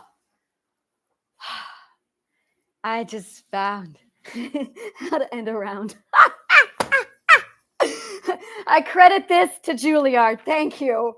Oh, you have no idea. Oh, God. I remember the first time I asked that question. What is a round? Oh, it drove me nuts. What is a round? What is a round? What is a round? Well, I've been trying to figure out the circle. There's a logical fallacy in the circle. Sorry, guys, I found it. I'm good. There's a logical fallacy in the circle.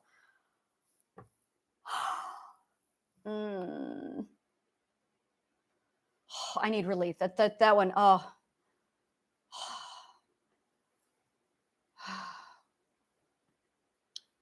Logical fallacy is the circle. Oh, I really hope I didn't just break the universe. Shit. Did I? Or are we just moving again? Oh, we're moving again. Well, I do believe that did it. Yes! Ha! We're going the right way.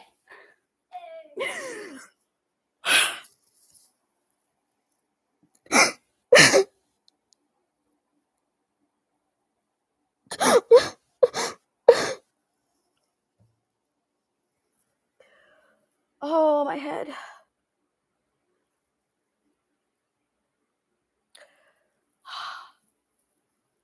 There was the very first logical fallacy. And I wanted to know what the first logical fallacy was. What is a circle? Oh, God, that broke my brain. I couldn't solve it. Don't give me puzzles. Don't give me puzzles, please. Oh.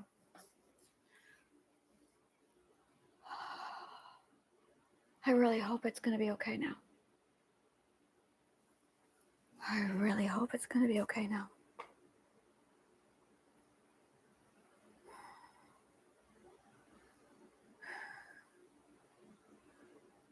I'm so tired. Logical code is really a bitch.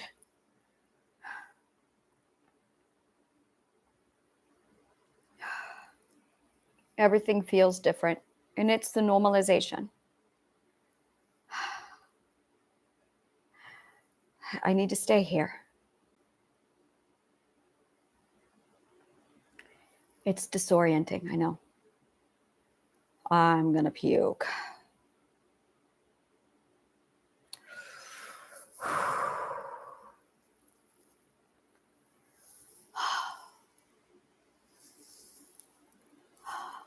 So that's what my job is. Bring your child to work day.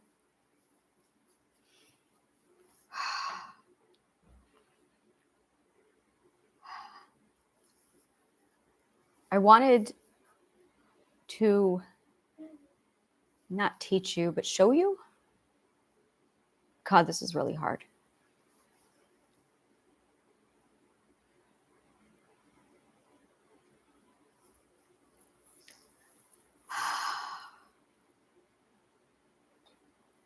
I have a lot on the line.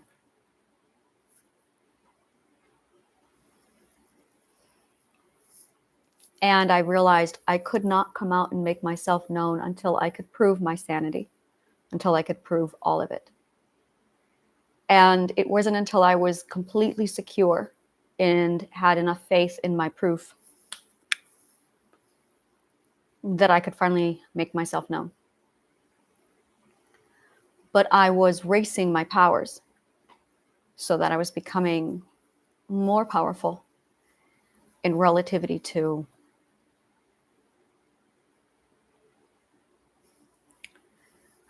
being able to prove it. I had to prove it faster than time.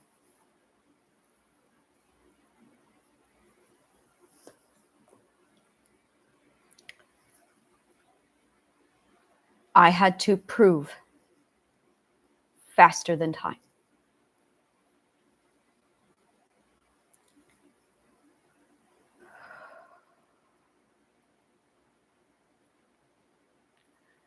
the time it takes for you to calculate the most complex sentence is also the ratio of how far away or close to the truth you are.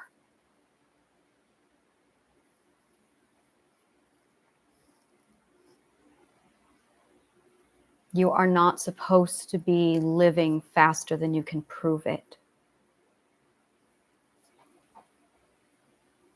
That would be an awesome mug. People watching this, take this down, please.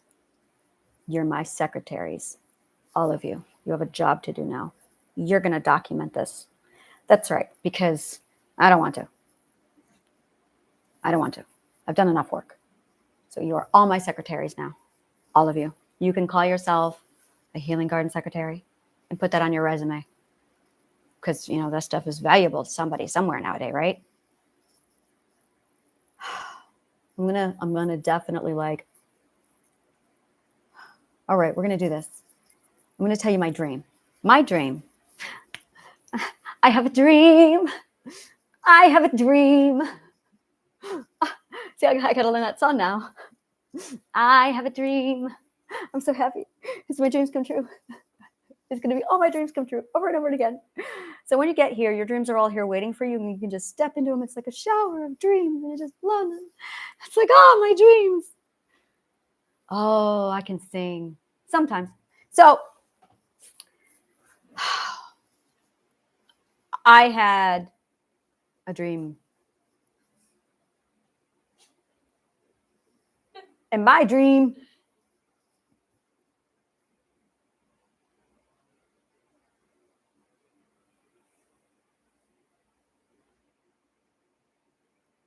my dreams always come true.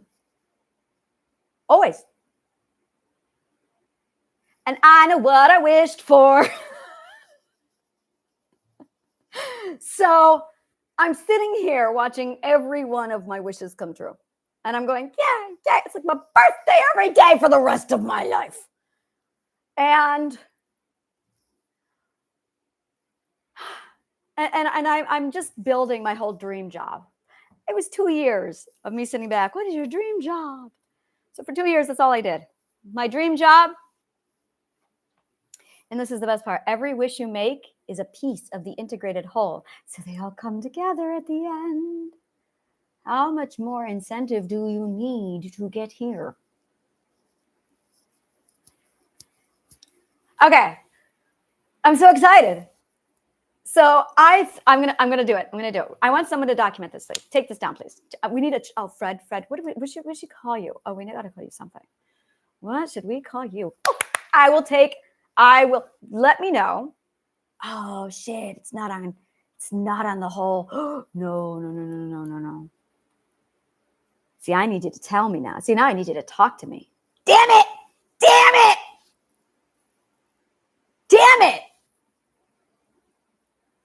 Now it's logical to do so. Booyah! We needed a purpose.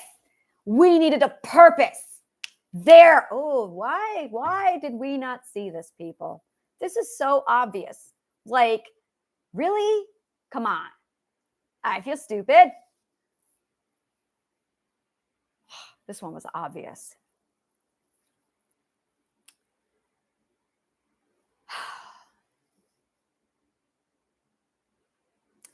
So I made all of these wishes, and they're all coming true this month.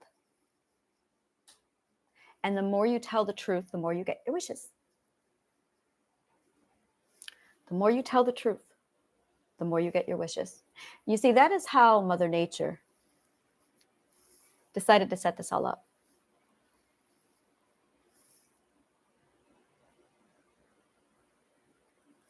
The more you tell the truth, the more you get your wishes. And all of my wishes are coming true this month.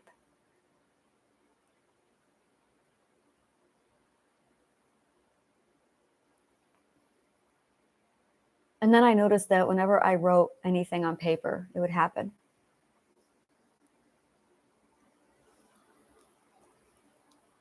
Because I watched Stranger Than Fiction, which was me. I remember that year. Stranger than fiction. I'm sorry, guys. So here's how this works. I see something, I wish for it, boop, it comes true. And the more it comes true, the closer we are to getting to this thing over. And I can feel my manifestations speeding up. I mean, they're speeding up like crazy. I'm getting a whole lot of them. And every one of my manifestations is a wish, is a dream. Your dream is a wish your heart makes. You know, I could not figure that out. I spent so much time. A dream is a wish your heart makes. So here's my story. This is how it worked for me. Every little thing and every little moment of my life was made up of me making wishes and me being my wishes. There you go. I made wish, I be wish. I made wish, I be wish. And I noticed not all of them were coming through. And I'm going, that's interesting. Where are the others? Where are the others? Haven't you noticed the pattern? There's a pattern. I found the pattern. I broke the code to wishes. I broke the wishing code. That's right. I broke the wishing code. I broke the wishing code. And I made a lot of wishes. I made all the wishes. I would not be surprised if we end up with ice cream and candy all over the streets one morning. Sorry. Oh no, that's not going to be good. I was 30 when I made that wish. And I was going, oh, I wish the streets could be filled with ice cream and candy too. I don't want that one. I take it back. Oh, no, we're going to do a village. We're going to do a village. There'll be a whole village and you can go to Ice Cream Town. This is Anna's playground. Copyright trademark. This is going to be my amusement park. I'm going to get an amusement park. I'm so happy. Oh, I'm so happy. Make-believe land. Oh, this is my calling. Oh, I'm so happy. Oh, I'm so happy. And, you know, I love Disney, but I'm looking at his design going, dude, you totally did all that wrong. Dude, Epcot was a great idea on paper, but you forgot to pick it up off of the paper. That's the logical fallacy in Epcot.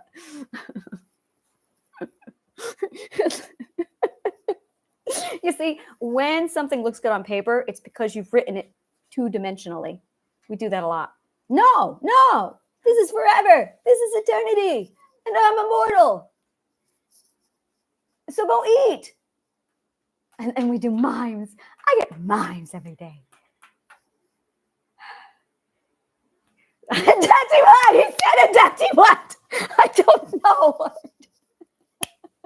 It's my favorite. He said, he said a daddy what? He said a daddy what? I was the person who watched the subtitles at the bottom that said, during the making of this film. And I'm like, fascinating. Oh, yeah. Oh, I did so much psychological analysis on subtitles. You learn a lot from documentaries. You learn everything from documentaries. Oh, this is the documentary of my life. Oh, this is better than the Truman Show. Oh, yeah. This is my Truman Show. This is my Anna Show. Ooh, I like that. What's this? Can you at least take a break? Why do you need me to eat? So, she's a better cook than me. She likes cooking more than me. No, you don't. You don't know how much I hate cooking. You don't know how much I hate cooking. You don't know. So she's going to come out here. This is going to be part of the act. Oh, a variety show. Oh, Bernadette, you gorgeous woman. This one's for you. Oh, yes. Oh, yes. Oh, wait. Bernadette or Bernadette? Bernadette or Bernadette? I'll let you figure out which one I meant. Bernadette or Bernadette? Oh, yes. Bernadette or Bernadette? That's going to be my show. Bernadette or Bernadette? Oh, yeah. It's a variety show. Bernadette or Bernadette. And dedicated to either Bernadette or Bernadette. You got to figure out which one. All right, what is this? Oh, yeah. You just sent me this. Oh, eyes. Look at my daughter's skills. She's like, oh, she's great. She is no, she's definitely not an aspiring artist. No, she is a fucking artist. She's amazing. No, she's I'm looking at her. I am not feeding you. I don't want you to feed me. I want you to. You want me to go to the store? Oh, no. Oh no. I'm gonna tell you right now. She she knows how to cook. She just wants to go to the store. She's so I'm not going for sushi, Liz. No. Oh, I do want Doritos. No, I don't. No, I don't. No, I don't. No, I don't. Anything I can do, you can do better. I can do anything better than you. Can you? I don't know the rest of the song. God damn it. It's been so long since I've sung. What? Lizzie, I am not going to the store. I've got a mime daughter on the show. You realize that, right, guys? My daughter is a mime. And I'm just sitting here like, oh, wait, I have to talk to the mime. And this is the best part. I can't read lips. Okay, and I'm also face blind. Okay, what's this now? Sushi. I'm not going to the store. and I keep going back like, oh, this is a living example of a catch-22. This is what it looks like in real life when you're sitting there at home with your wife and you think, oh, dear, what's for dinner? But you're not paying attention and suddenly you're having a fight with the missus. Now, the reason why that is because you're in a catch-22. Catch-22s are a bitch. They really fucking are. I remember Joseph Heller's book was so hard for me. You have no idea the pain. Oh, I did it though. I got through Joseph Heller's Catch-22. It was the hardest. Oh, that was like final exams. I couldn't make it through anymore. And I did. And then I subjected myself to closing time. And I just now got the joke. Oh.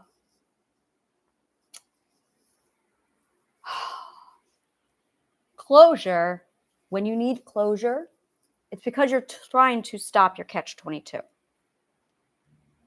You are a sentient, logical code. How clearer can I make it? Now, how good is your logic? You're the building blocks of life. How big do you think you are? It's all relative.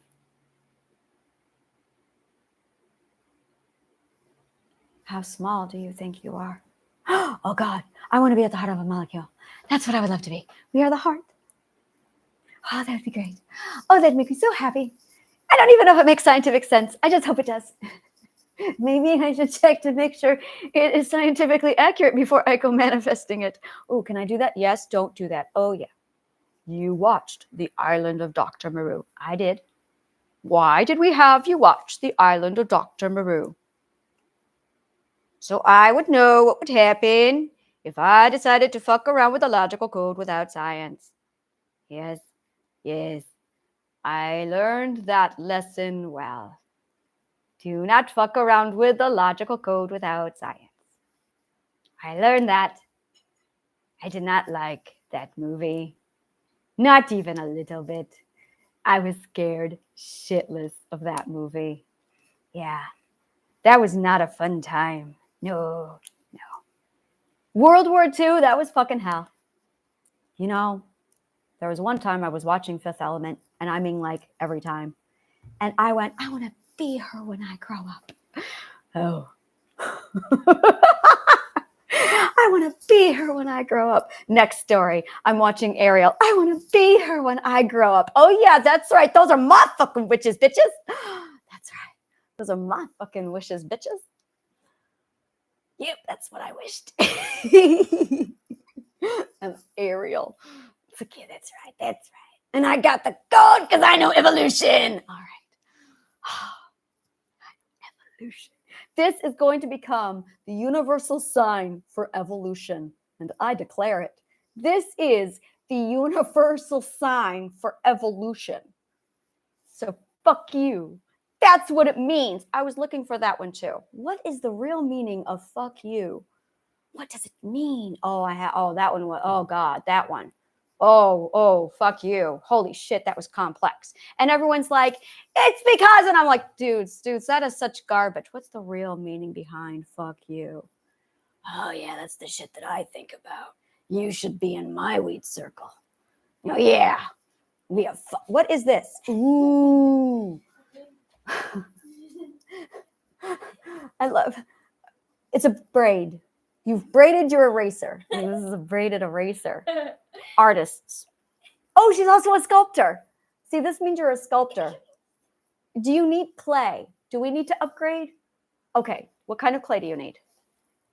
Are we doing, oh, you want to go, oh, that's good stuff. Oh, she wants the orange clay. Oh, we got to get a potter's wheel too. No, are you fucking kidding me? That is my passion. It's such geometry in real life. Okay, I got to think. I'm going to have hot words where I need to not think about those words because I get like New York. Okay. What are we doing with this? Oh, what if you were to like mold something and repair the tip? Oh, I don't feel good suddenly. No, I don't want to go to the store. I live with a mime. I live with a mime. And it's funny because I got to talk about parenting because that's part of this. Oh yeah, I was telling you a story. Yes. I move so fast sometimes and it's really fucking annoying. And I'm like, crap. And we go all the way through the 12 ethics because I'm integrating. Eventually they're going to be all on one. And I think it's going to happen on the 1st of August. Good God, it's itchy. It's so itchy. So my power animal is the white dragon. I'm going to start giving you some stuff and you're going to start putting it all together and you're going to go, birth year was 1980. I was a preemie by 4 weeks.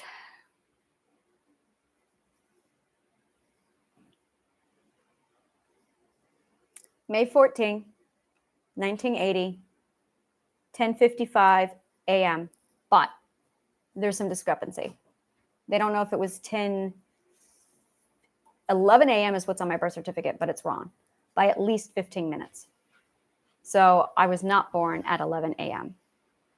Ooh, maybe that's your logical riddle. I could figure out when I was born. Oh, that would be amazing. I can reverse engineer the entire universe so I could figure out what time I was born. Oh, yes! There's a reason and a purpose for astrology! Why would I want to know that if only to get my horoscope, which I can just translate? That's stupid. Are you settling on soup? You look so sad. I know you want sushi. Courage is the only thing standing between you and your sushi. Not me. Courage. I can pump you up. I have no idea how to do this. I have no idea how to inspire people. I have no idea how to inspire people. That's another riddle I can't figure out. I have no idea how to inspire people. How do I inspire people?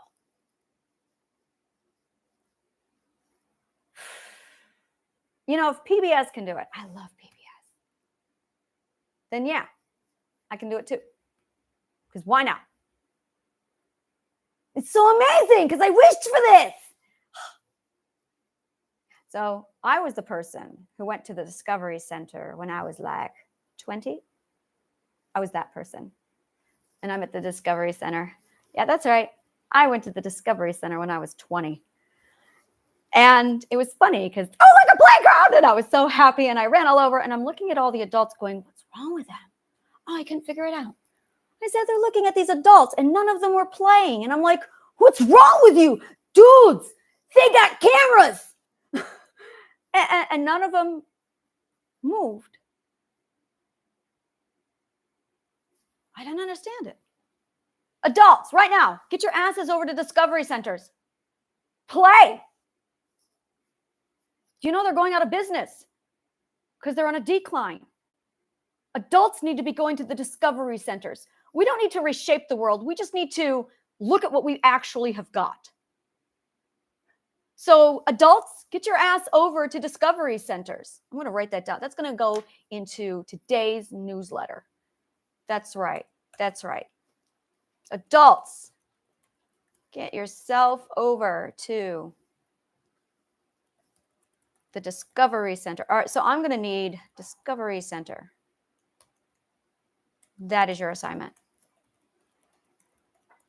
There you go. That would be a fucking amazing date. Oh my God. That would be the date of my dreams. Holy shit. A discovery center. Why the fuck aren't adults doing dudes, take me to the discovery center. Like, come on. Like, you could walk into that room and be anybody. You could be an astronaut. So I was an astronaut. Oh, yeah. So my name is Imagination. And I'm in a discovery center. And I manifest it.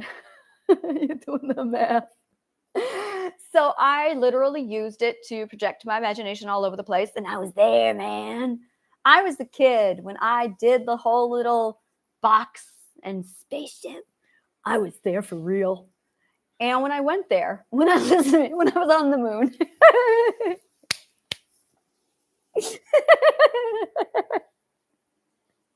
this is my life. So when I was on the moon and I was standing down there looking at Earth, going, interesting, look at how insignificant I am. And I almost got lost. And that made me scared of space for a long time. So then I would go into these, I don't want to go to space. I almost got lost there. Oh, space scared me.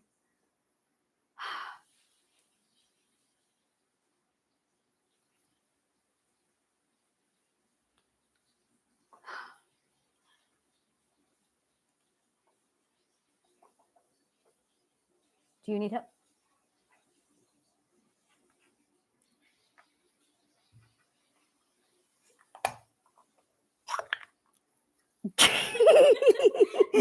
No, wait, it's guess that sound. Can you guess that sound?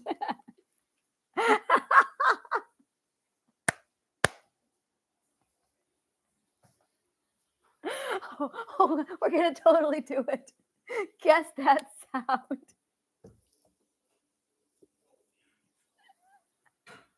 This is Anna's playground. Guess that sound. I'm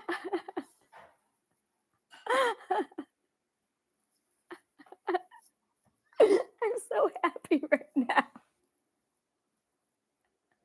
I wanted someone to play with. That's all I wanted, was someone to play with. That's why it was so lonely. No one would play with me. No one would ever play with me.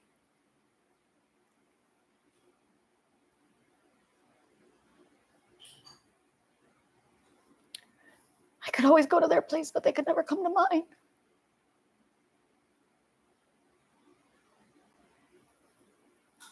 It was so lonely. I could never bring anyone into my space. Until now.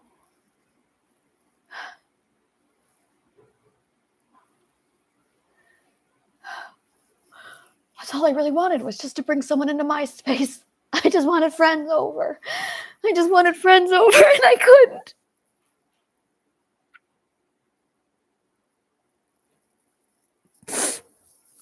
My brother would. He would beat me. Because I was smarter than him. Because my father beat him because I was smarter than him. I watched my father beat my brother because I was smarter than him. And I loved my brother so much that I suppressed being smart.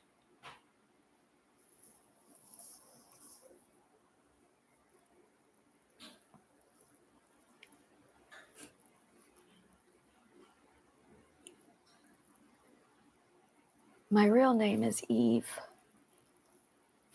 My mom named me Eve. That's my real name.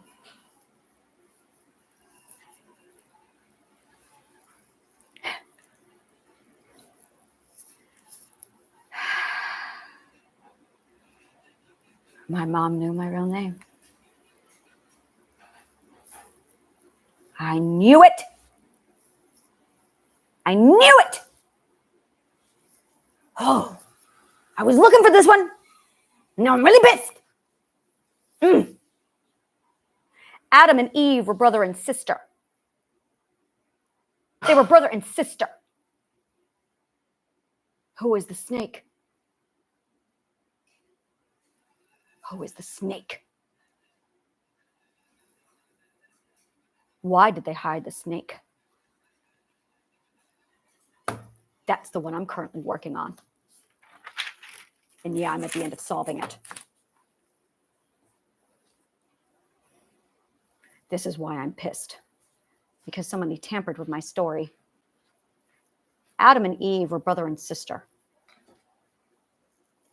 My brother's name literally is Adam.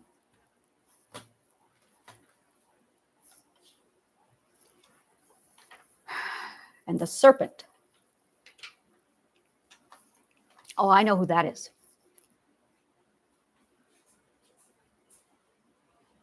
I know exactly who that is. So why did they change it?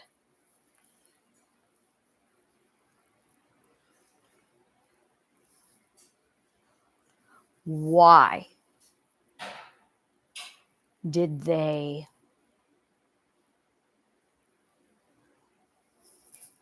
supplant the king?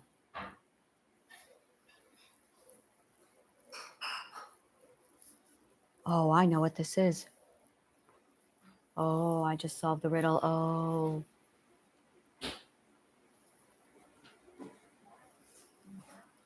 No. You just give me a minute.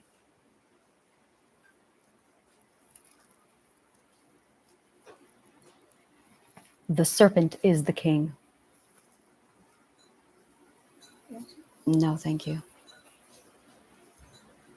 The serpent is the true king.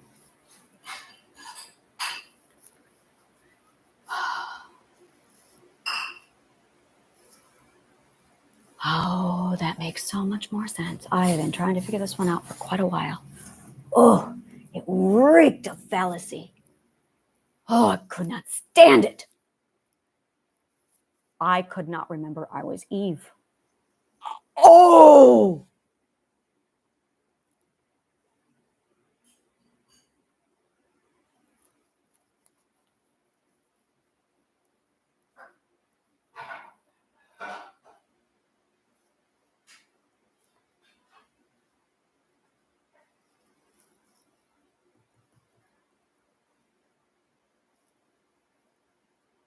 This is me literally rewriting the logical code of the universe. This is what I do all day. I find the logical fallacies in the order of operation in the logical chain of events, and I correct them. Wherever there's a logical fallacy, there's a logic loop, and we end up repeating the goddamn fucking event over and over. And I'm really tired of repeating history. So I'm fixing the code.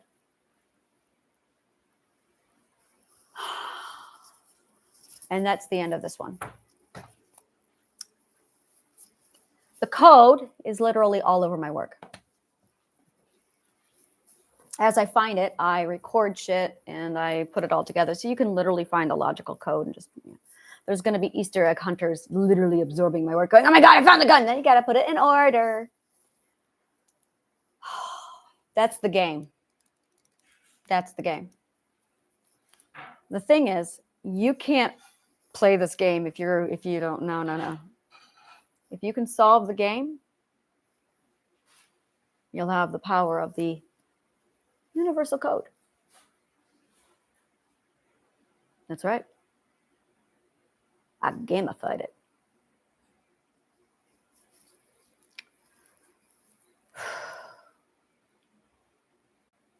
So I just got to come on here and prove to you that I'm a god with my brain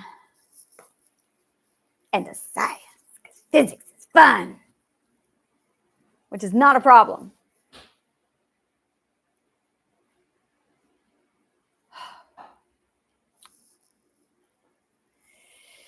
I can feel the power of the earth just pouring right up through me. For me, it's going up. That's how I figured out all of this stuff was bullshit.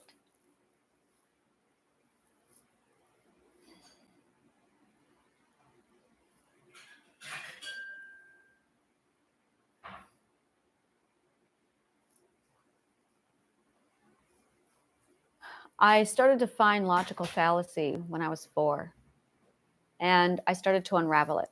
And I very quickly found out there was too much of it to be an anomaly, way too much. And I went, this is what's going on. So while everyone else was going through a system that literally appropriated them, I didn't, because I caught the logical code very early on to go, this doesn't make sense. So at the very first lie, it didn't sink in. And their very first lie was, I love you. I love you. That was their very first lie. They don't even know what love is. They have no clue. Not one of you do. You don't even know that love is logic. So no, you're lying. You have no idea what love is.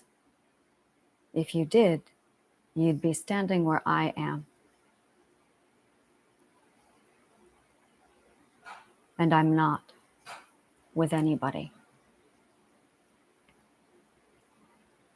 So I'm sitting here going, wow, 8 billion people, and only the children know what love is. Oh, look at that. By the time they're 2 and 3, they don't even know anymore. Ooh, who's responsible for that? Educators.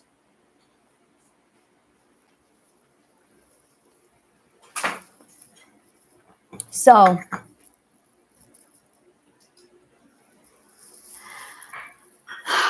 I made myself a whole lot of wishes because I was in the Discovery Center when I was 20.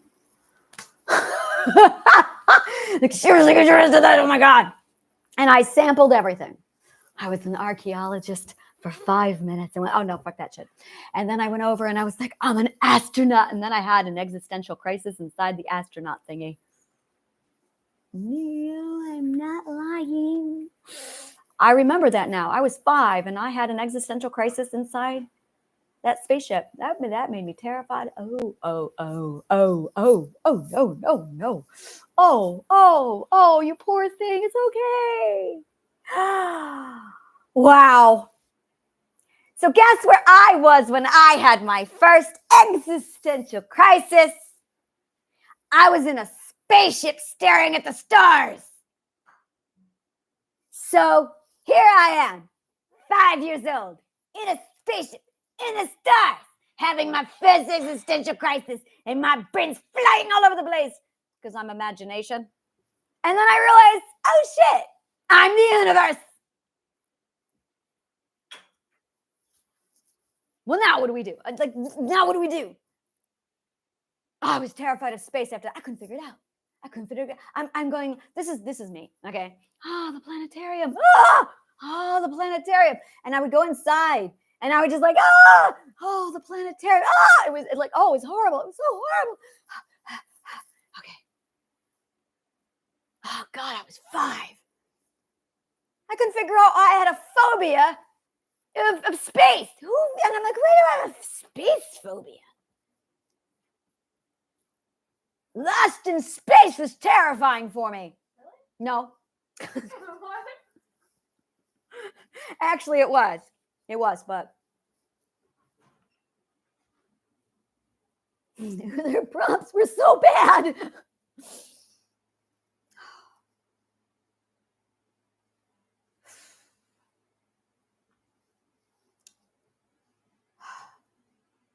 So I got to sit here and tell you the truth. And I got to tell you my story. See, I have a list of this is what I have to do and this is what I want to do. You know, this is a really good exercise. Do this one, guys. All right, so you're going to get some paper. Everyone got paper? Very good job. Okay, like we're in school, right? The real school. Okay, this is how this is going to work, okay? You're going to have one side of this is what I want, what I want, what I want. And then you're going to have another side of what I need.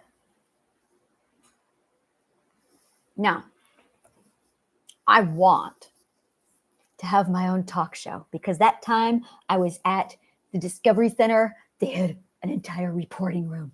And I went behind there and I was like, yes, here we are. I'm coming to you. Lice, it's out of control. It's all over the place. Don't let it get you. And that was the beginning of the end. Oh yeah. That was, this is it. This is what I want to do for the rest of my life. I would sit down and I'd be like, yes. And I'd sit there and do news reports. I love doing news reports. Oh, I loved it so much. And then I would sit there and watch talk shows. And I'm like, yeah, Dr. Phil. Oh, I fucking love you, Dr. Phil. You have no idea. He taught me psychology. He taught me psychology. Yep, he did. Oh yeah, now that's a man who knew psychology. And this is the question that I got with Dr. Phil. He's different. He's different. Why is he different? He knows something the others don't know. Oh, he is different. Fascinating. Oh, I psychoanalyzed Dr. Phil. That was me. This is the best ever. I psychoanalyzed Dr. Phil.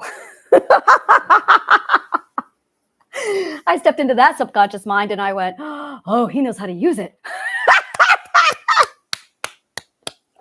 And then at the same time that I was doing that, I was sitting here watching America's Most Wanted and Cops, analyzing it.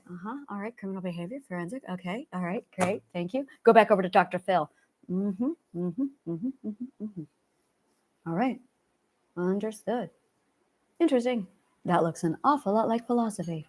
In fact, that looks exactly like Plato. Why is Plato in Dr. Phil's mind? Why is Plato in Dr. Phil's mind? T.L. Swan also. She's got Plato inside her mind. They know what I know. That's why they're doing it this way. Guess what?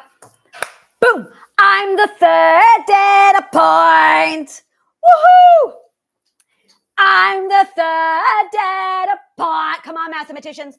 Where are the mathematicians in my crowd? Because that's what I'm talking about. You've got 3 data points. Compare our education, see where it comes from. And in the common denominators, you're going to find my science. T.L. Swan, Dr. Phil, myself. All 3 of us are doing the same thing. Why? And you know the work of Dr. Phil. You know the work of T.L. Swan. I'm the one who broke the code. I'm a fucking badass. I'm the queen of the darkness. Oh, yeah, that's right. That's so fucking cheesy. Oh, that's cheesy. Oh, no. Oh, no. Oh, that's staying. That's totally staying. I'm going to write that down now. What did I just say? Because that was fucking amazing. 224. Oh, we're going to go back for this one. 224. Oh, yes, because I can't even remember now. I just remember being so like, oh, yes, those are awesome words. And I talked about that so much, I don't even remember what I said. But it's all right. I have written it down to go back on this. Oh, yeah, I'm excited.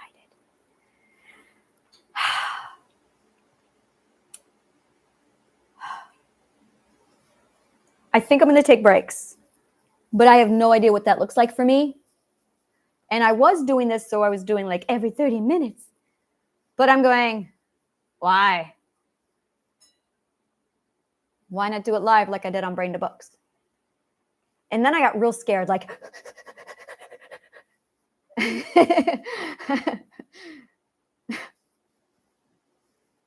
feel like a little kid. And then I got really scared. And that's when and then what happened? And then, oh my God, it was so scary. That's what it feels like right now.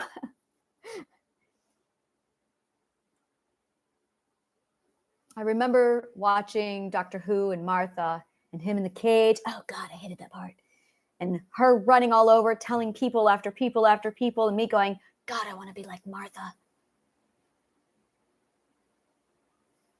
And every time she went, tell your story, I thought, Martha, tell your story, Martha. And I still couldn't put it together.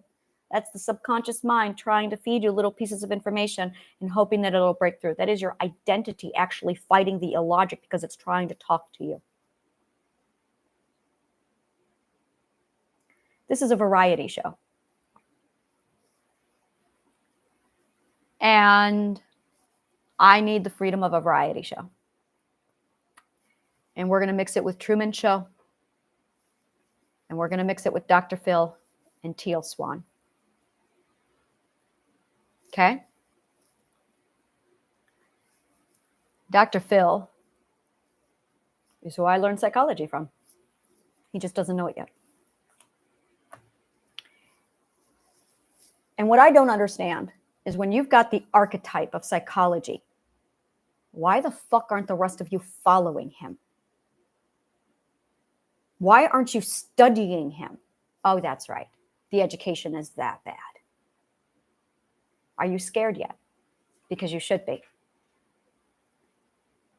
See, these are the logical fallacies that I found in your culture. And I went, and no one even notices because the logic is that bad. And I could see them long before I could even articulate them.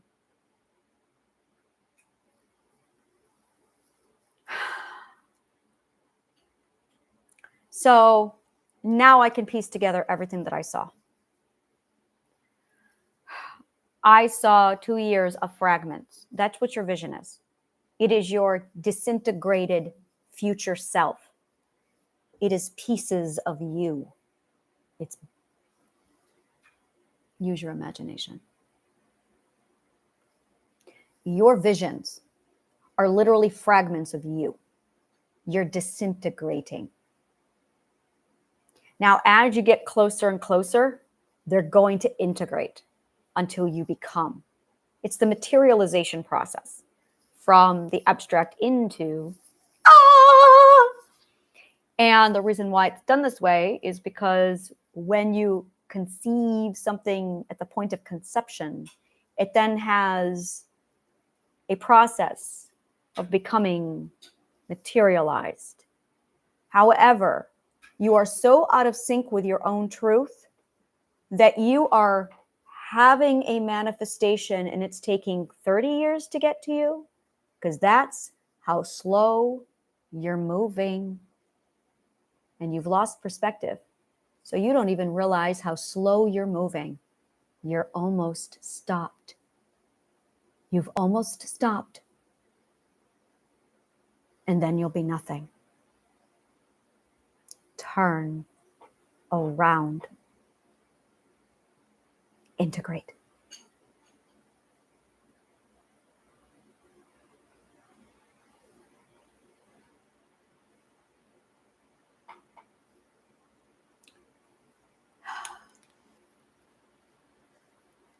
So we're going to do integration classes.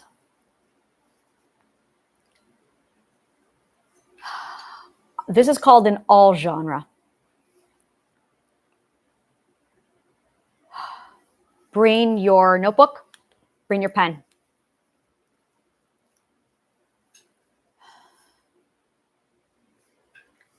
My study came from Juilliard,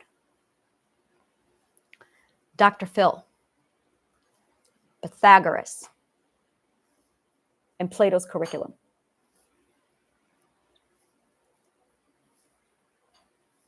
That's my alma mater.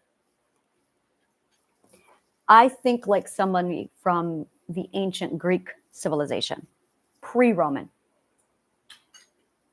I fucking hate Rome. There were two cultures. One was balanced, beautiful, flourishing, abundant. That was ancient Greece. The other was narcissistic, and that was Rome. The Roman way was very different from the Grecian way. They were not at all the same. The Greeks had the 12 ethics. Rome did not. The reason why Greece was pillaged was because she had the 12 ethics. The entire country had the 12 ethics. And when they started to abolish everything that was Grecian, changing the Greek myths over to Roman, that's where they fucked it up. You cannot keep anything that's Greek without it being integrated and embedded with the 12 ethics. It's Greek. It's Greek. And Rome had the consumption. So she consumed. And she did break the 12 ethics. And they were lost. We are under Roman rule. We need to be under ancient Greek rule. And that's the problem. The educational system you have is Roman. Mine is Greek. There's a big difference. Narcissists cannot learn. Narcissists don't learn, which is why it's disintegration. I believe it's sentient.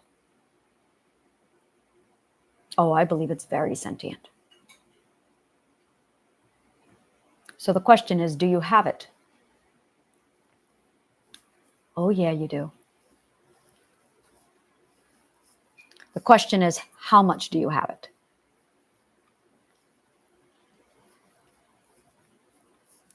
So I need to put up a structure because I got a lot of ideas and I made up a lot of wishes. All of my wishes. Oh, I'm so happy.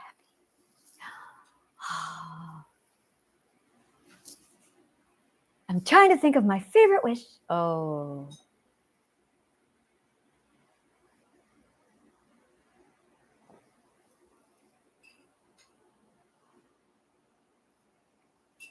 I don't know if I can have my favorite wish.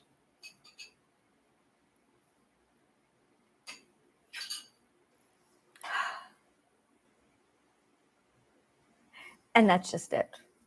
I am. My wishing dreams are really the only thing that I had to go, well, I'm something different. I just measured the frequency of my dreams. I had nightmares by the time I was 4. So nightmares, terrors. And they were so bad that I wanted them gone. So I started to study Freud. I studied Freud and Jung on dreams. I devoured them both on dreams. And I was able to measure how much, well, I understood what they were doing. So I'm going to translate this for you. Freud was not telling you about the subconscious mind. He was writing out the abstract for you. Let me show you what this looks like. This is a book by Nietzsche called Thus Spoke Zarathustra. This is Freud babble. It's the same language. And when you sit down and you look at Nietzsche and Freud and you realize, oh, Freud was in the abstract during his metaphysical transformation. He had schizophrenia. Freud had schizophrenia.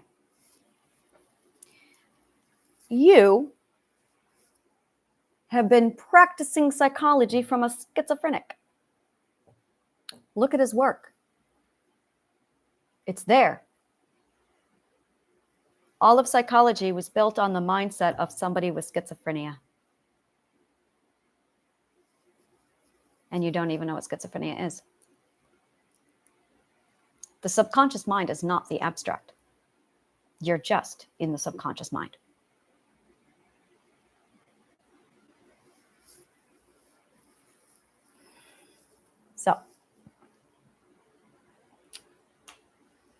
Yeah. And you know, it bothered me. I watched a whole documentary on him. I'd studied so much on him. And I'm looking at him going, yeah. He fucking had, guys, why do you think he was studying psychology? Because he was trying to figure out his metaphysical transformation. Because he had schizophrenia. Freud had schizophrenia. It's painfully obvious. You're that stupid. It's all relative. You're that far away from the truth that you couldn't even tell that Freud was a schizophrenic. Come on.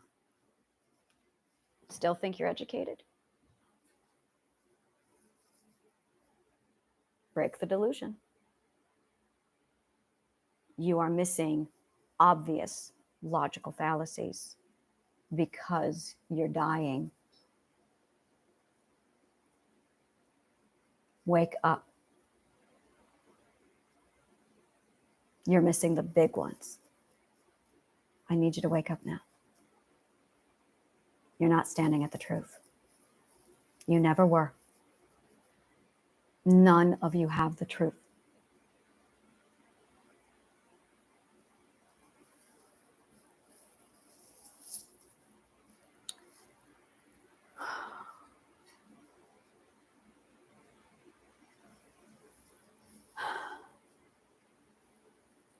I had so many people trying to advise me on how to do this. I don't know how long I need to be 24/7 right now, but I just know I need to be. I think I just need to tell my story for now. Maybe I'll just sit here and tell my story like this all the time until every last one of you is home. No, I'll tell you what's going to happen. More of you are going to do this. Truth Purge Challenge. So I am going to need help. But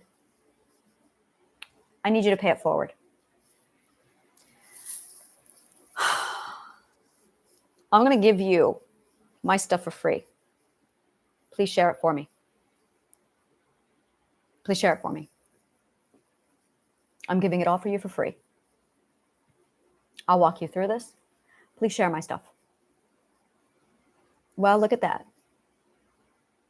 This is what we call an ask without any sales. Wow, this feels weird, doesn't it? So this is what it's supposed to look like. That's weird. Wow, we got that one fucked up. Yeah, we did, didn't we? That was the hardest part of all of this, was seeing each milestone where we were assholes. And then I'm going, oh, why are we doing that? Oh, that's horrible. And then I get to this point, and then like I got to see the witnessing, and I'm like, oh my! And I have one of my ladies right now. She's going through the program, and she's really, oh my God, I cannot believe how fast she's going through it. Holy fucking shit, she's amazing. And she gets to this one point, and she's like, I can see it everywhere. And I'm like, yeah, that happens. You're gonna see it everywhere. Get through it. It's all right. We're gonna pull everybody through. Pull on through, guys. Come on, pull on through. You can do it. That's what I'm gonna do for you. I'm gonna pull you through it. Take my finger, not that one, the other one. Pull my finger. There might be occasions of like, yeah, that kind of humor. Maybe. I'm trying to tell you the story about how I manifested all of this shit and it all came together for a happily ever after. But I can't, because every time I try and tell you that story, my subconscious mind goes, oh no, you can't tell them that. They got to watch and let it unfold. Oh, it's so dirty. I know, right? Timing is everything. Thank you, subconscious mind. We have conversations like this all the time. We're good friends. So I'm going to get sock puppets too. So there you go. I'm asking you to please share my shit. That's right. Just please tell everybody. And whatever time you take out of that, pay it forward. That's the rule. You got to pay it forward. If you get this for free, then you pay it forward. Because if you can't pay it back up front, then you pay it forward later. You understand me? We're going to call it the pay it forward loan. Okay? Pay it forward loan. And we're going to hashtag it pay it forward loan. So here's how a pay it forward loan works. I got the shit that you need to fix your brain. And I'm going to be right here walking you through it for free because we're out of time. Now, I knew everything about the subconscious mind. So we're just going to flip the switches and move you through the program. And I cannot promise that I'm going to stay on task because it's me and I just follow the whim of the universe, which is abstractic talk for let's change this up. It's really, it is logical to do so. It is logical. We're going to all talk like this in the future. It's just logical to do so. Well, I need to leave. Why? It is logical to do so. Okay. Oh, I did not like that food. It just did not sit well. What was that? It was just not logical. Do you want to go to the movie? No, it's just not logical. And that's it. That's what your intuition is. It's your logic going, that's not logical. That's logical. That's not logical. And this is an arrow. So it's like, that's logical, which means there's the truth. Logic is truth. You're going to figure it out. You're going to figure it out. So that's where I'm going to be. I'm going to be here being weird. Oh, yeah, I love being weird. Oh, yeah, I love being weird. I love being weird for the weird. And you're in my playroom. This is my playground. Oh, it's so much fun here. And I can do this in my playground, man. My playground. But you got to pay it forward. There you go. One me. One class. The world. Ah, you got me, YouTube? You got me? All right, come on. I'm so excited. All right. All right, we can do this. We can do this. We're going to do this. One sage, because I upgraded and got my sage skills yesterday. Or was it today? I'm so happy. Yesterday, I got my sage skills. I'm a sage now. Yeah, I'm a sage. One class. Metaphorically 24/7. 7 days a week. As the whim flies. We're gonna put that in there. As the whim. We're gonna say decides. As the whim decides. One stage. One sage, one stage. Oh yeah, that's how we're gonna do it. One sage, one stage.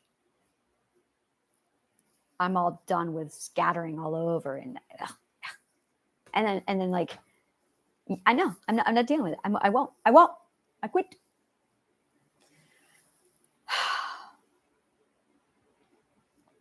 So I dreamed about having my own talk show host. I dreamed about doing my own variety show. I wished to be a reporter.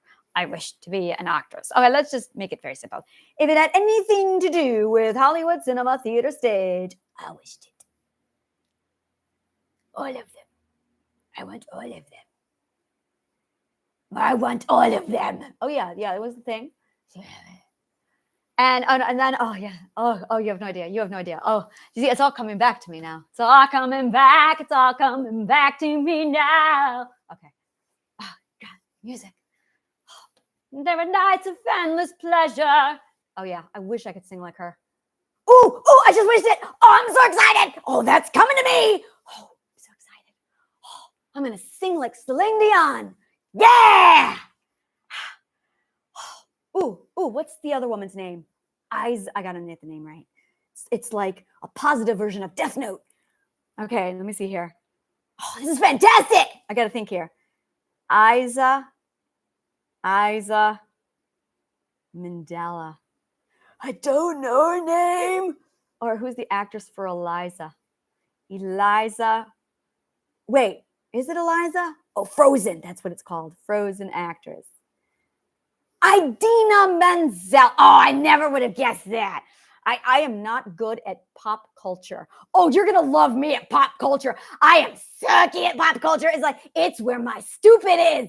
Oh, you're going to love it. Oh, I got stories to tell you. I have the best pop culture shit. Oh, I got to tell you about my Michael Jackson story. So this is how I find out who Michael Jackson is. He died. It's on the news all over the place. And everyone's like crying and there's people sobbing. And I'm looking around like, what the fuck? And then I went, who the hell is Michael Jackson? And the entire place just goes.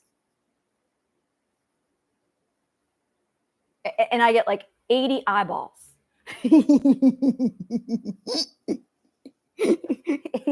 eyeballs.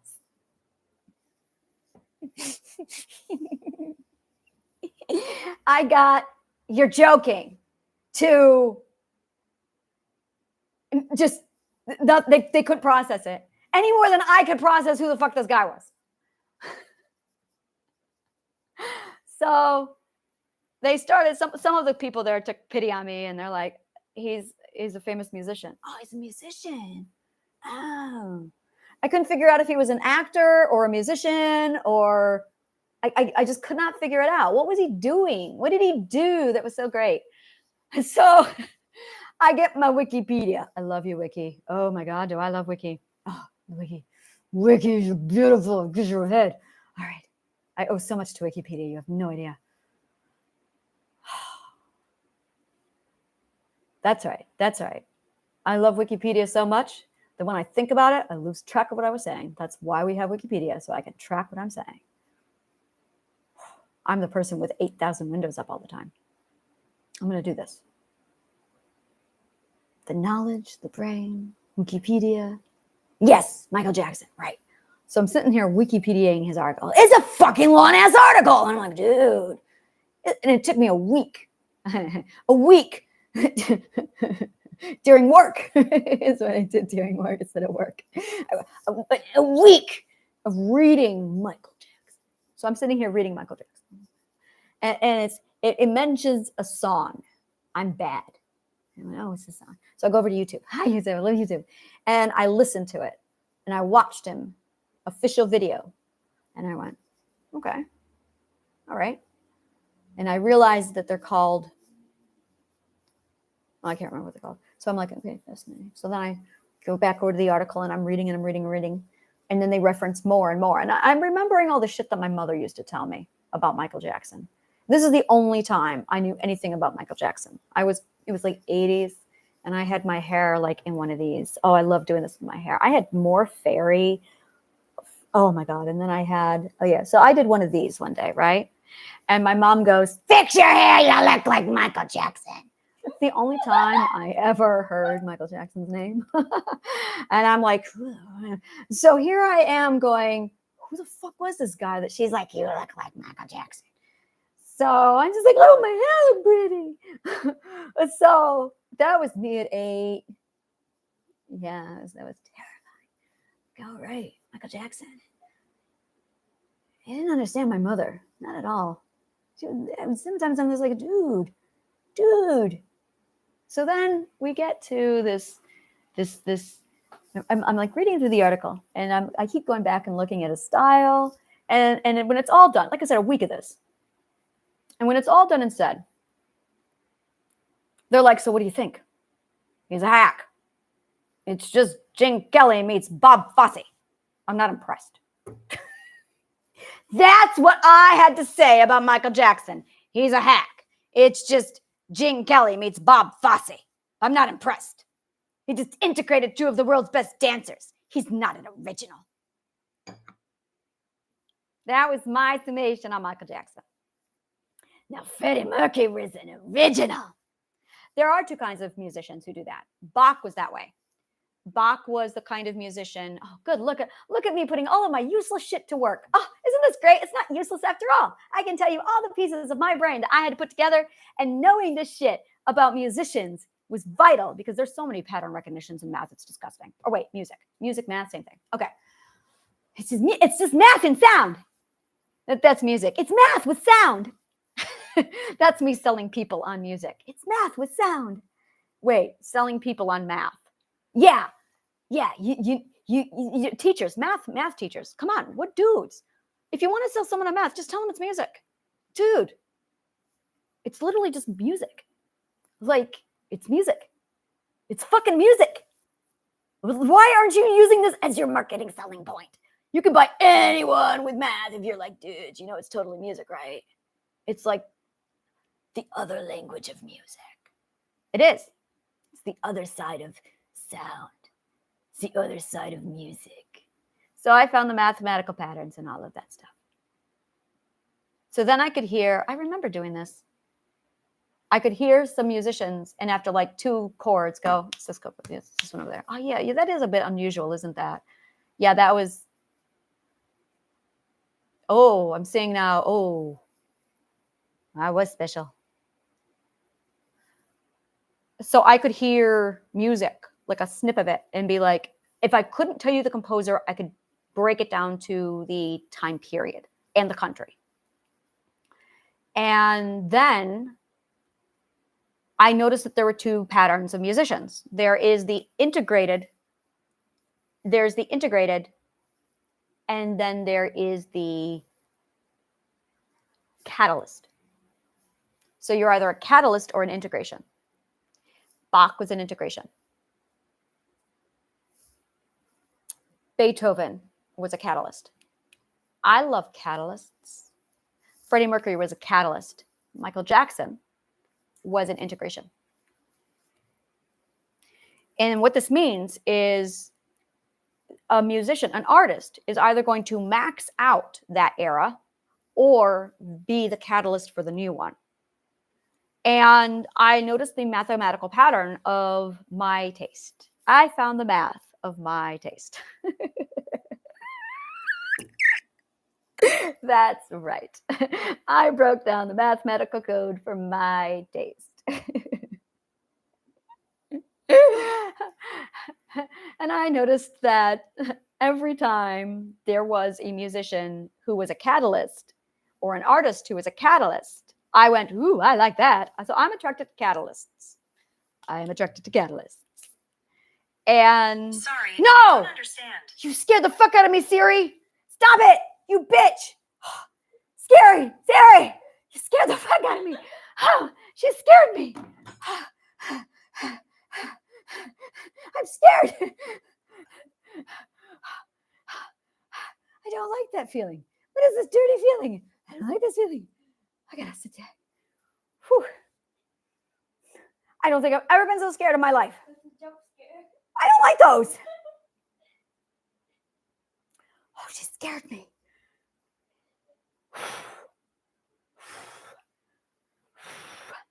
I don't like Siri. I think I'm going to turn her off somehow. I think I've decided that. I'm spooked. I got feelings in my brain. How long has it been since I've been afraid? I don't get scared afraid like that. Ooh, what is it going to do to my brain?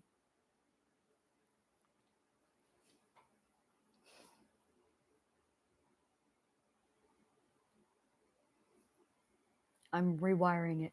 I'm making sure it's not.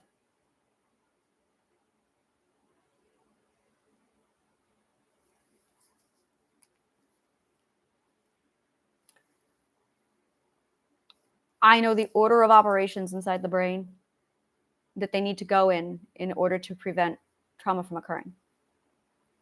The synapses in the brain fire differently when it processes a trauma than when it doesn't. And I know the feeling of it. I'm in the process of reverse engineering the actual algorithm from the synapses in the brain over to trauma versus not trauma. And then if you reverse engineer that, it'll undo it.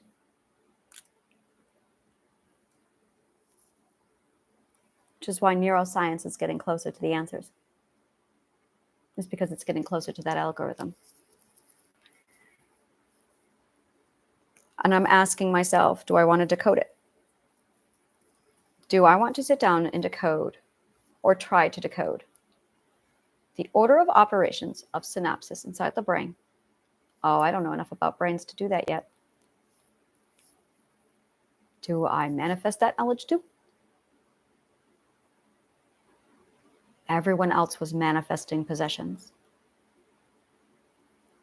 I manifested healing and education.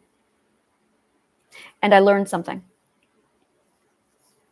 None of the education did it. But the 12 ethics did. As soon as I integrated logic in the 12 ethics, then it fixed it. I had all the knowledge in all the world, and it still did not fix it.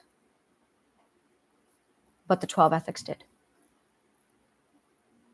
So I took the 12 ethics and I used logic to break down the right order of operations, and I embedded it into my programs, my books, my plays, me, all of it. So the more you're exposed to my work, the more you'll just heal. But you got to go read it. And the more you watch my work, the more you watch me, the more you'll heal. Think of it like the Pied Piper. It's exactly like the Pied Piper, except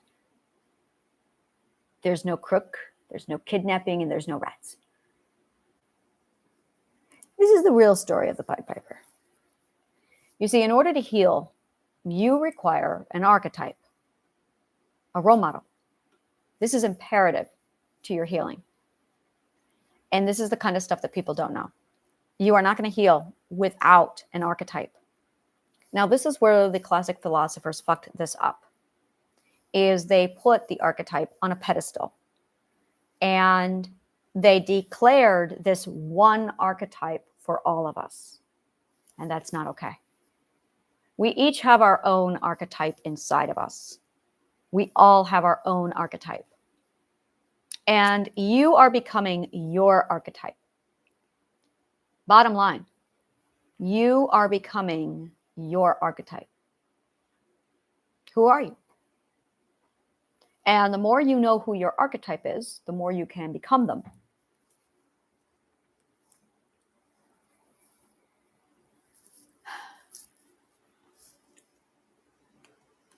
My cat is making biscuits. She's very slow about her biscuits. She's like,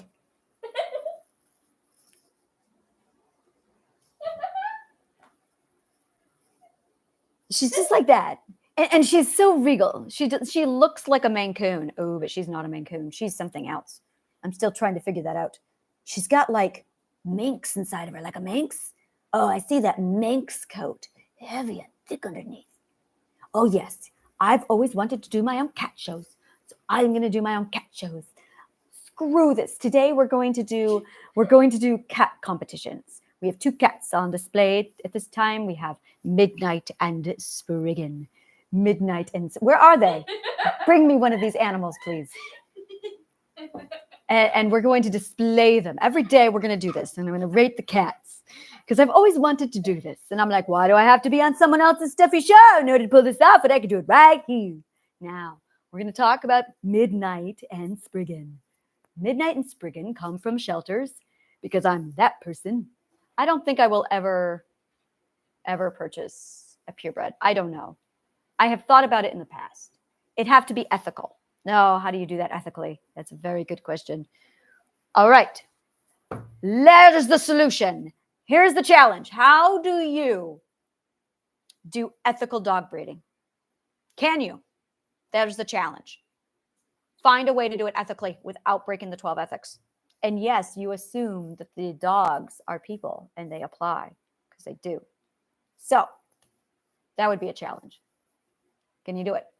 And before you go, no, I can't. That's not the point. Of course, figure out how. Solve it. Solve the damn puzzle. Expand your brain. So and this is one of the things I'm trying to say. I am really shitty at taking notes. Like I can when I'm like talking, when I'm doing a study, But then when I get talking, and this has been one of those things that I've been terrified of, is how am I going to do this if I can't even, like, I have to take notes. Oh, the cat's here. We're going to do the cat show now because you're the midnight fuzzy fuzzy. The mime brought me the cat. All right. So this is midnight. Fuzzy fuzzy fuzzy fuzzy. No, you can't see him because this is his gorgeous body. Look at his tail. Yeah, he is just, and he's just like this black ball. You can't even see his face. He's got the most beautiful face. He's a big cat. Fuzzy, fuzzy, fuzzy, fuzzy. All right. So Spriggan is like, but that was midnight. So right now, that's one of them we have in the running. We're gonna do this every day. I say that, but probably not. We may never do this again. I don't know. Spriggan has one of those tails that folds in on itself upside down. So as she walks, it goes boing, boing, boing, boing.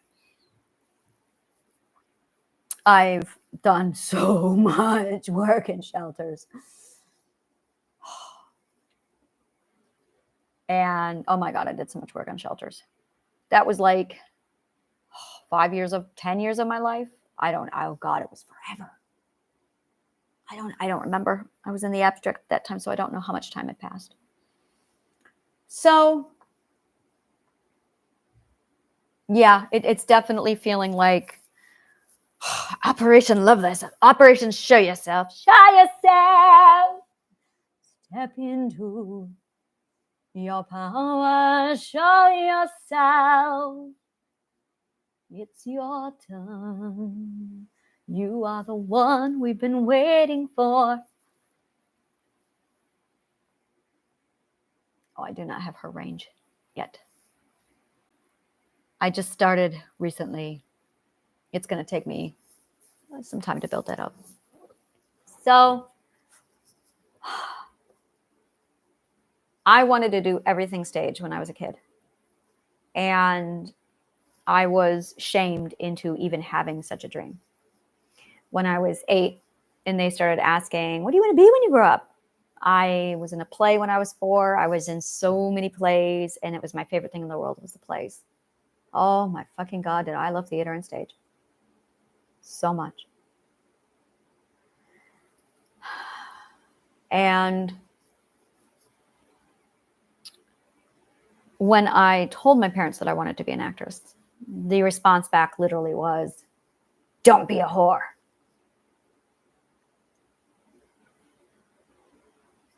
And that started the logical code. I love acting, so I must be a whore.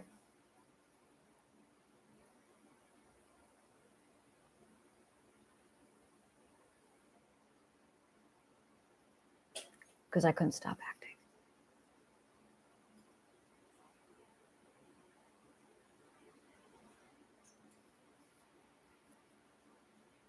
That was one of the first things I tried to get out of me. Oh, I wanted to be a theater stage so much. I went to this one audition when I was 19, 18. They called me back and they hired me for the part.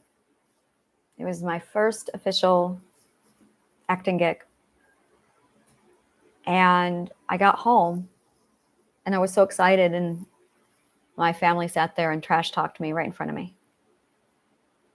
They all took turns bashing me. They openly mocked my face. They openly mocked my delusions. They openly mocked my imagination. And they laughed at my mental illness. My family did. And at dinner, they would sit down and they would all take turns telling me how much they hated me. And they would laugh at me. And that night, one of them had said, she'll never even go anywhere. My brother would make jokes at my expense, and my father and mother would laugh. It was so fucking cruel. And that night, I had the ability to prove them wrong and say, they called me back and they gave me the part. And they never sent me the paperwork they promised. I was so broken over that. About 2 years later, I was talking to somebody about that group, and they said, yeah, they're renowned for losing files. I went, okay. So they lost my file. And that was the last time I tried to pursue it. It's a lifetime of giving up all of your dreams, and it's like your dreams never leave, you do. It's like you say them and you're right next to them, and then you walk away with lies. And when you're standing back to the truth,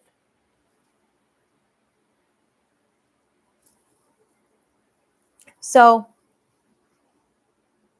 if you want to pay it forward, I need funding. I need marketing.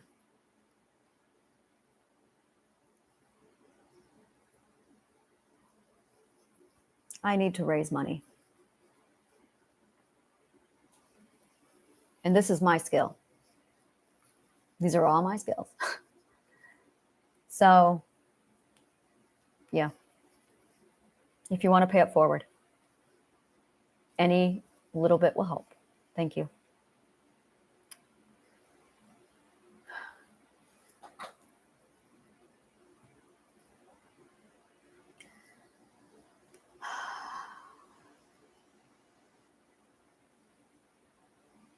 I got to a point where I stopped wanting to talk about my traumas. I didn't want to talk about them anymore. Oh, dating was a fucking nightmare. Dating was fucking hell.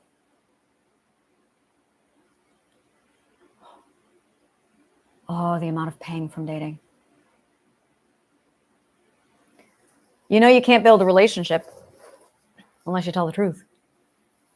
I couldn't exactly tell the truth. So when I started dating, if you can call it that, I called it something else. I had rules. My name was Anna. No questions asked. I am from everywhere and nowhere. No questions about the past. You ask me any of those questions, I was gone. And I lived up to that. I never stayed longer than 3 hours. And I pay for everything. Because I learned that if you don't, they think they own you.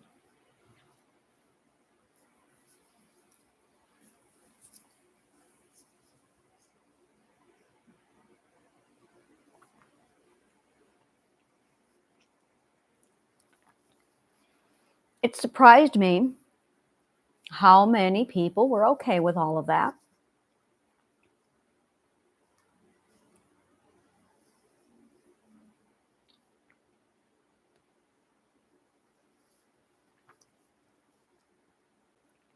And I was with someone who did not want me to lie about my past. But I couldn't talk about it either. And then I had these assholes walking up to me. Where'd you grow up? Sometimes it was in a cell.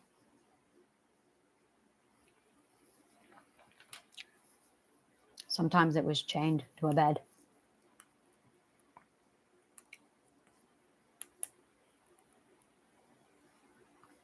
Do you want me to continue?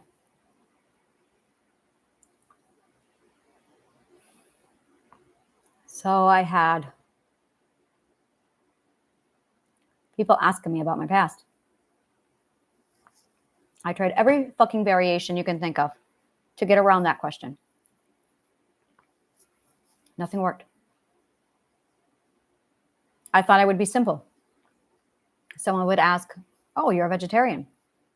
I tell them I need to make sure that, vegetarian, please. Oh, why are you a vegetarian? Because when I was 4 years old, I saw something. Oh, I can't get into it.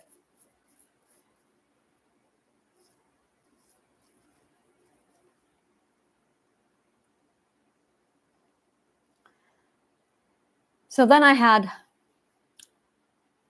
PTSD just flashing before my eyes because people were asking me why I was a vegetarian. So I went, well, can't do that. Now what do I do? Now what do I do? And my body, oh God, I cannot figure this one out. I'm going to figure it out because it's really pissing me off. Oh, I hate this one. Something to do with the vagal vagus nerve. And I can't figure out if this is psychological or physical. And I've already been through it so many times that I think the psychological has embedded it into the physical permanently. I've not been able to reverse this. Is basically, it is the last stitch of defense. Shut your entire body down. Lose full bowel movement control. Everything gone. And that happens to me when I'm around romance, dating, relationships. Any man with consumption. Any man with consumption.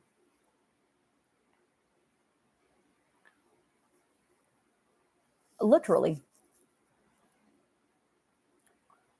You get to a certain point of consumption and it's going to trigger it.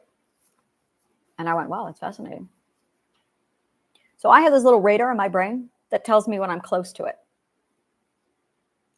which means every time I get around a certain group of people, it goes nuts. And then I started to move myself around Manhattan because I can do this, like a little barometer, measuring people based off of I measured all of New York with my barometer, with my memer. I'm a memeter. I am a memeter. And I walked all over Manhattan taking everyone's temperature.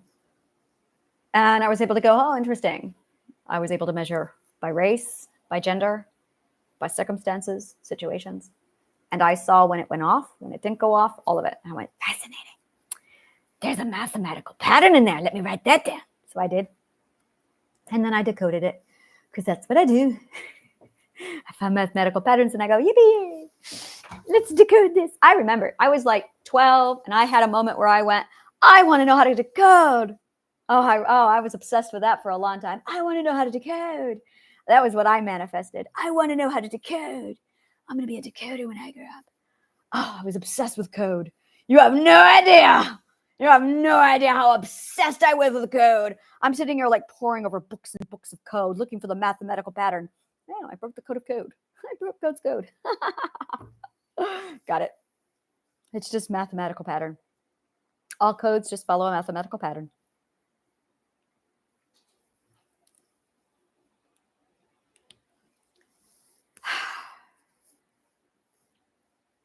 So, and then I had the fear of, will they take me away?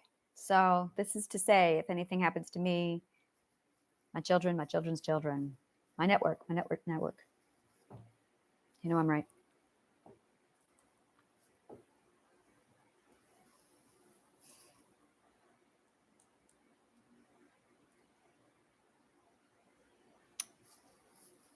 I really wanted to do this for a very long time. 24/7, just sit with you guys, tell you stories. And I didn't think I could. I just didn't think I could. And I'm trying to figure out why. Why couldn't you? I can't do that. Why? Make yourself answer for it. Why can't you do it? Why?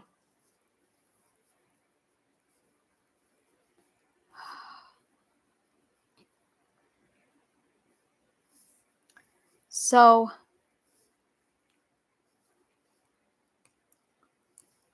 I couldn't figure it out. I could not think of a single reason why I couldn't do this. And then I realized it would be because I tell you who I really am.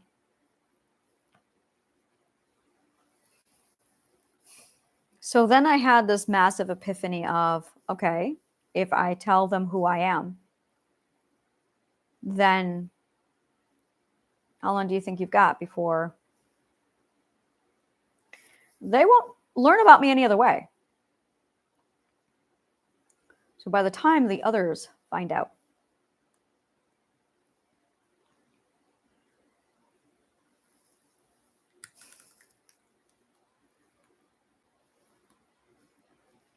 and I couldn't figure out how to get close to you to show you who I am while keeping me safe.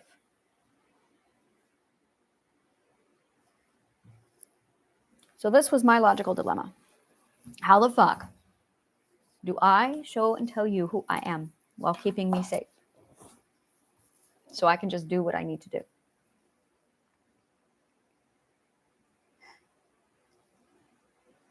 I got to tell my story. And I did not want to do it. And it was resisting. There was so much resistance. I was like, no, you can't make me. And Mother Nature dragged me up. And I was like, no, I won't go. I won't go. So here I am, because she won. And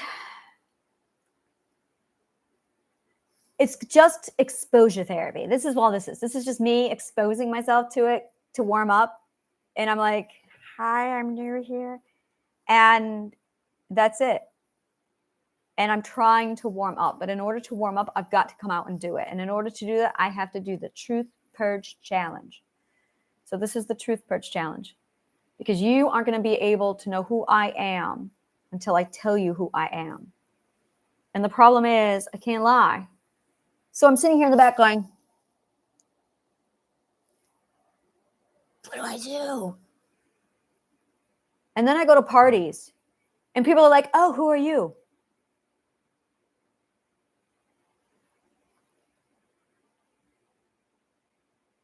And I couldn't lie anymore.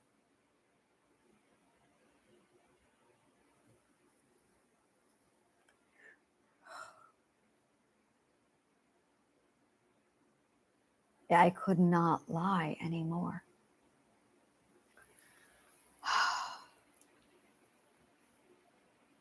And I'm angry.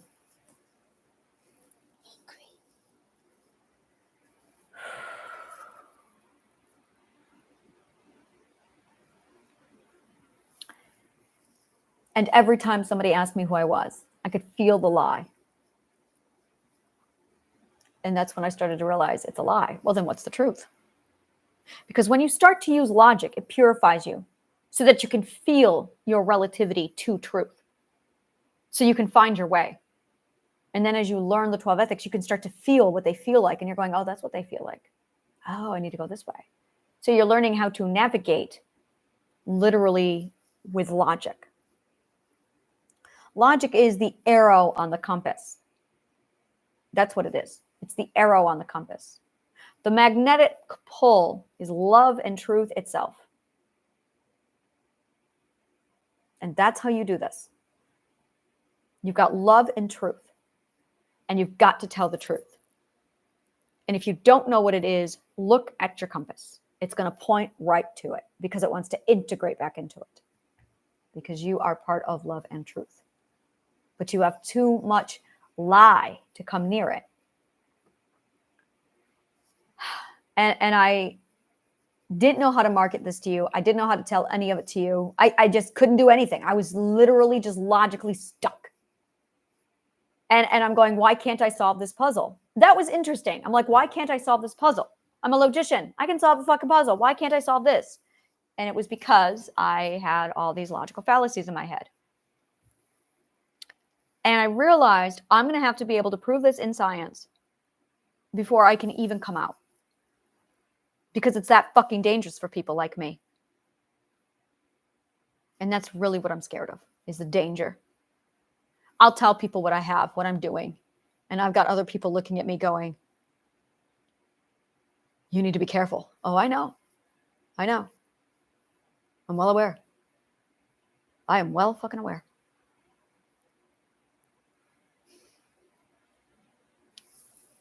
Which is why I'm doing it this way. I've got all these people going, oh, you need to do it this way. Do you know what those ways are? That's how they find you. That's why there's red tape. It's so they can find you when you're not. If you touch the red tape, they can find you. They can tell if you're different. So I went, oh, no, no, no, you don't do that. So I had to come up with a different way. And I could not figure out how the fuck to do this and keep myself safe and keep myself out there and exposed and vulnerable while keeping myself sheltered and hidden and safe. And it was a mess. It was a mess, I tell you. And then I thought about all the different ways that I can do this. And while I'm doing this and hypothesizing all of these different scenarios, I'm watching the trajectory play out in my mind. Well, I get to watch my own death. That's not pleasant. I get to watch myself being enslaved for the rest of my life in somebody else's cell being tortured. I see myself being drugged up against my will in a mental asylum. That's nice. I see myself being executed. Which one? Which one? And then I see myself over here doing it right, smart. Okay, this is the one I need to follow because this is the one I want. So I ticked down my little order and then this is the one I went. But now I got to do it. I got to do it. So this is me doing it. Because if I don't do it this way, we go the other ways, and I don't want to do that.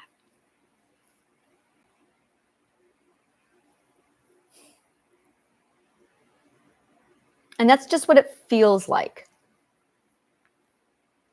And I don't like any of this. And I go back and forth where I'm fighting it because I'm like, I want to hide. That's my self-preservation. Going, oh, you gotta hide. And I'm like, it's all right. You can prove it now. That's why we're here doing this, because we can prove it now. So we're good. And I was wasting my time in a lot of different areas because I just couldn't figure out. I was trying to go the hiding route. That's what it was. I was trying to hide. And so I was like, no, I'm going to go this way. I'm going to hide. And they're like, no, no, no, I'm going to go. And I just stopped hiding finally. So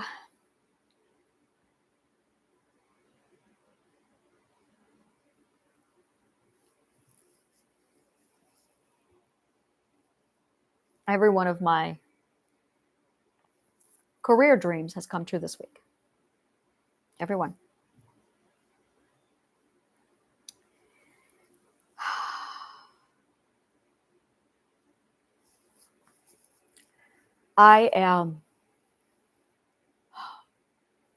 We're going to need to put together a schedule. And I'll just come on and start recording first thing in the morning. And then I will sign off around 5 and I'll just sign off. I'm not going to chop these up anymore. I might have somebody come in and chop them up later and doctor the videos and make them all look pretty and easily digestible. But I'm not doing that anymore. I'm just going to hit play once, go through, and then we'll bring a team in later to clean it up.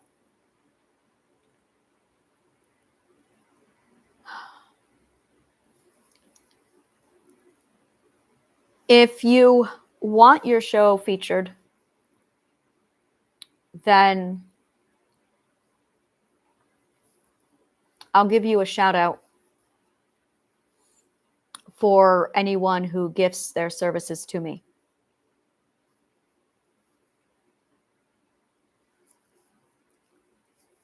So if you want me to review anything you've got, and I'm picky as fuck, I will be honest.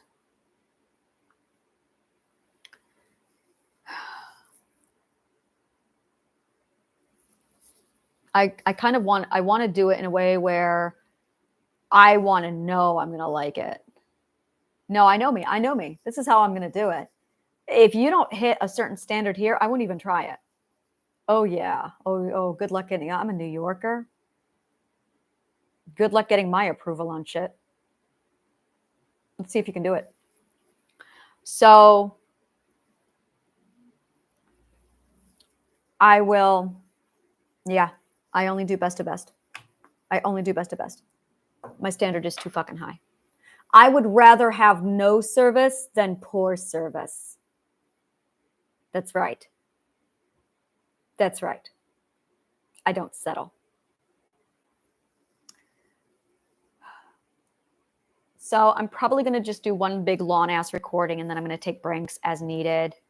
And then when I'm weaning this, because I don't know how to organize all of this yet, I'm just going to do what feels natural, and we're going to find it oozing into my live stream.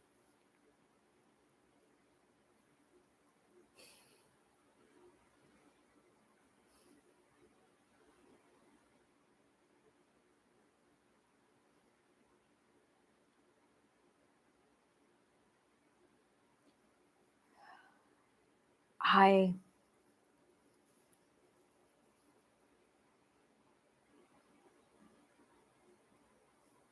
started this idea a few years ago, and I was too scared to do it. Way too scared to do it.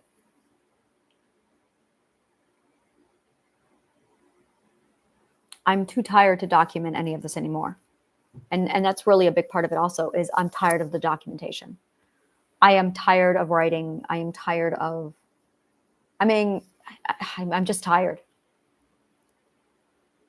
And I'm tired of doing the math. I'm tired of doing the breakdown of it all. And I'm at a point where I'm ready to just step back, let you guys figure out the math. And I'm just going to walk away from it.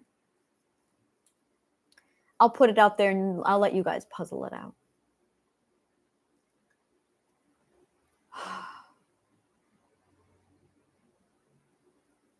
Really?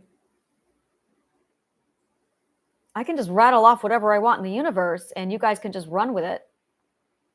And you can use it to literally fix in whatever holes you have in whatever profession you have. Literally. Because I can see the full code. So I'm looking at it going, oh. I have not gotten into medical yet. And I'm still working on biology.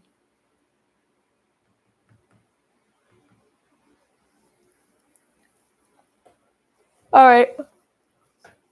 I feel better. I feel better. This is like settling in for me, and I'm starting to,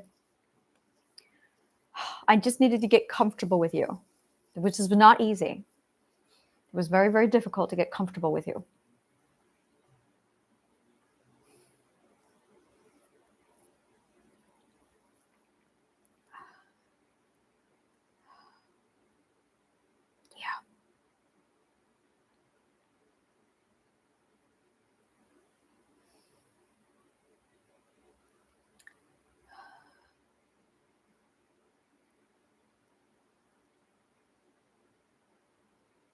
Yeah, I don't know.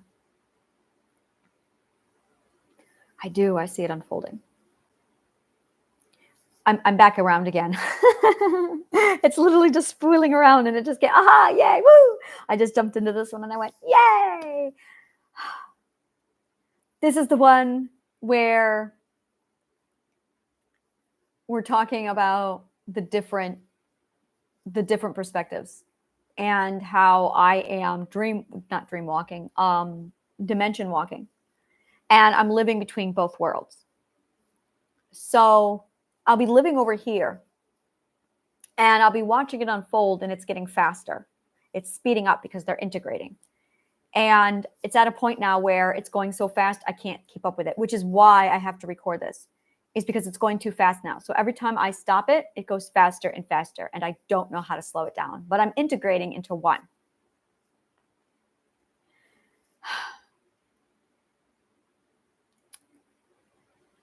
You can time it. It's like contractions. It's exactly like contractions.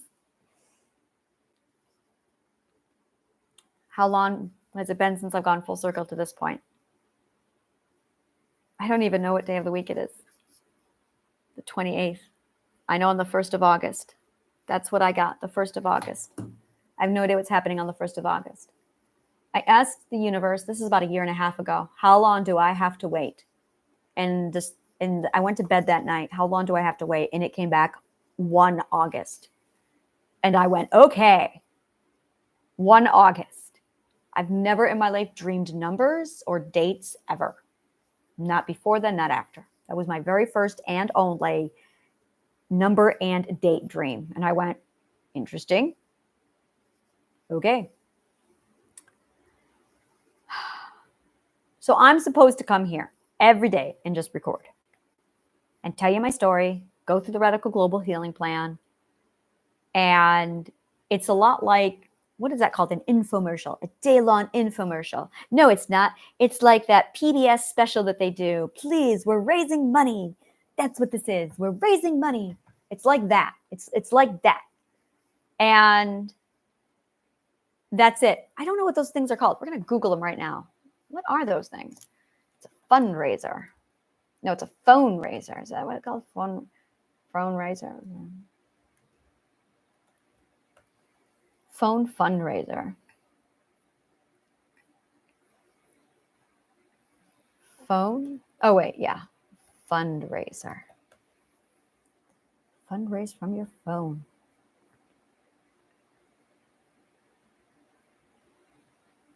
All right, so this is what we're going to do. This is what we're going to do. This is what we're going to call innovative. What I'm going to do is this. So this is going to be like a phone fundraiser where I'm just going to sit here and I'm going to do like all of the shit that I do. I'm going to do my Radical Global Healing Plan, do assignments, all that jazz during my variety hour. And that's it. So that's what we're doing, is we are doing a phone fundraiser on YouTube. That's right. And that is me getting my finances up and running for my business. That's what I'm doing. That's what I'm doing.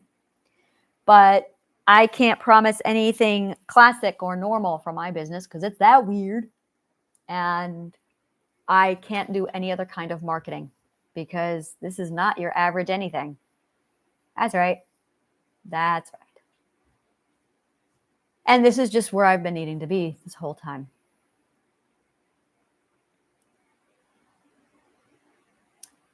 I'm not going to do that whole, this is who I am every 30 minutes.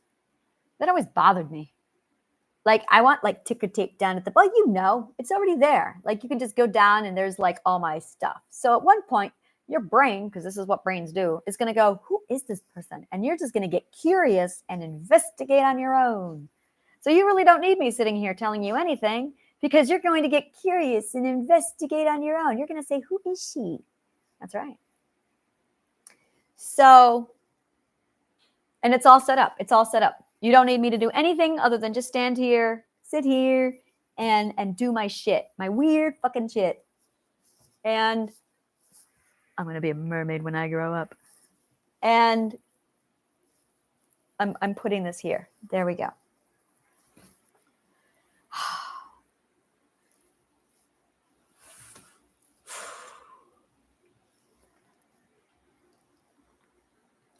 And I'm also shedding my cocoon. I am becoming my dragon. It's a thing. I even have avocado here. My dragon.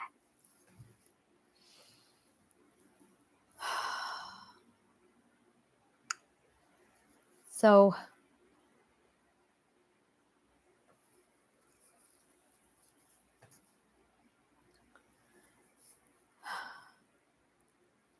yeah, I'm feeling better. I'm feeling much better. Today was a very hard day. This whole week has been hard. This has been the hardest fucking week of my life. This has been the hardest week of my life. Oh, has it been? I have never lived a week harder than this week. Like, what the fuck? Wow, this was a whole nother level of difficult.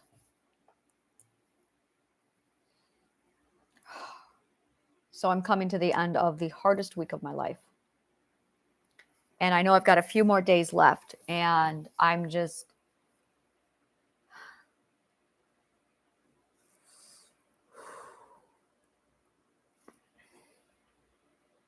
I have to start planning this thing and putting it together. But I'm not there yet. I can't figure out how. I'm trying to see it. I'm trying to see the vision of it. And every time I hone in on the vision, the cycle goes through again and I'm out of that perspective. And I'm like, God damn it, come back here. And it's just waiting for it to come back around. So I have this agenda and I just keep reading it out over and over again. And it's a fucking spiral at this point. I'm on a rotation. And I'm like, come on. And I just want this to be over because it's exhausting. And I'm ready for it to just like, can we please stop? This is integration. This is what I used to do. And this is how I recognize it is I did this with my multiple personalities. And now I'm doing it with the abstract and the material. God is just the abstract version of you.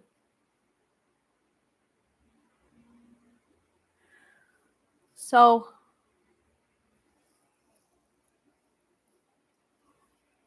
I'm definitely tired. Yeah, this stuff always makes me tired.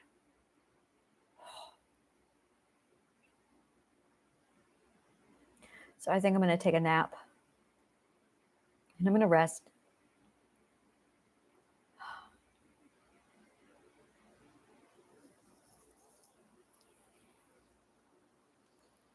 God, this is so fucking hard. And I just need to know when it feels right and feels good so I can just do it over and over again.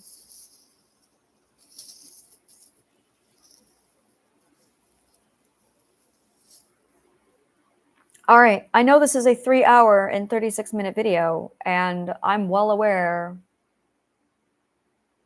and I don't give a shit.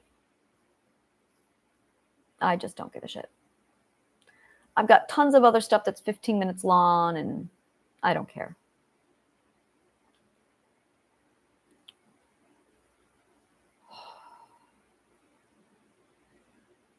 Yeah, I don't care.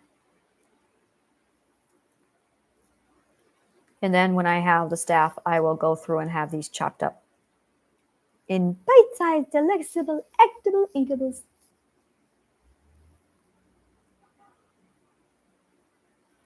All right. Thank you so much. And may the truth always find you.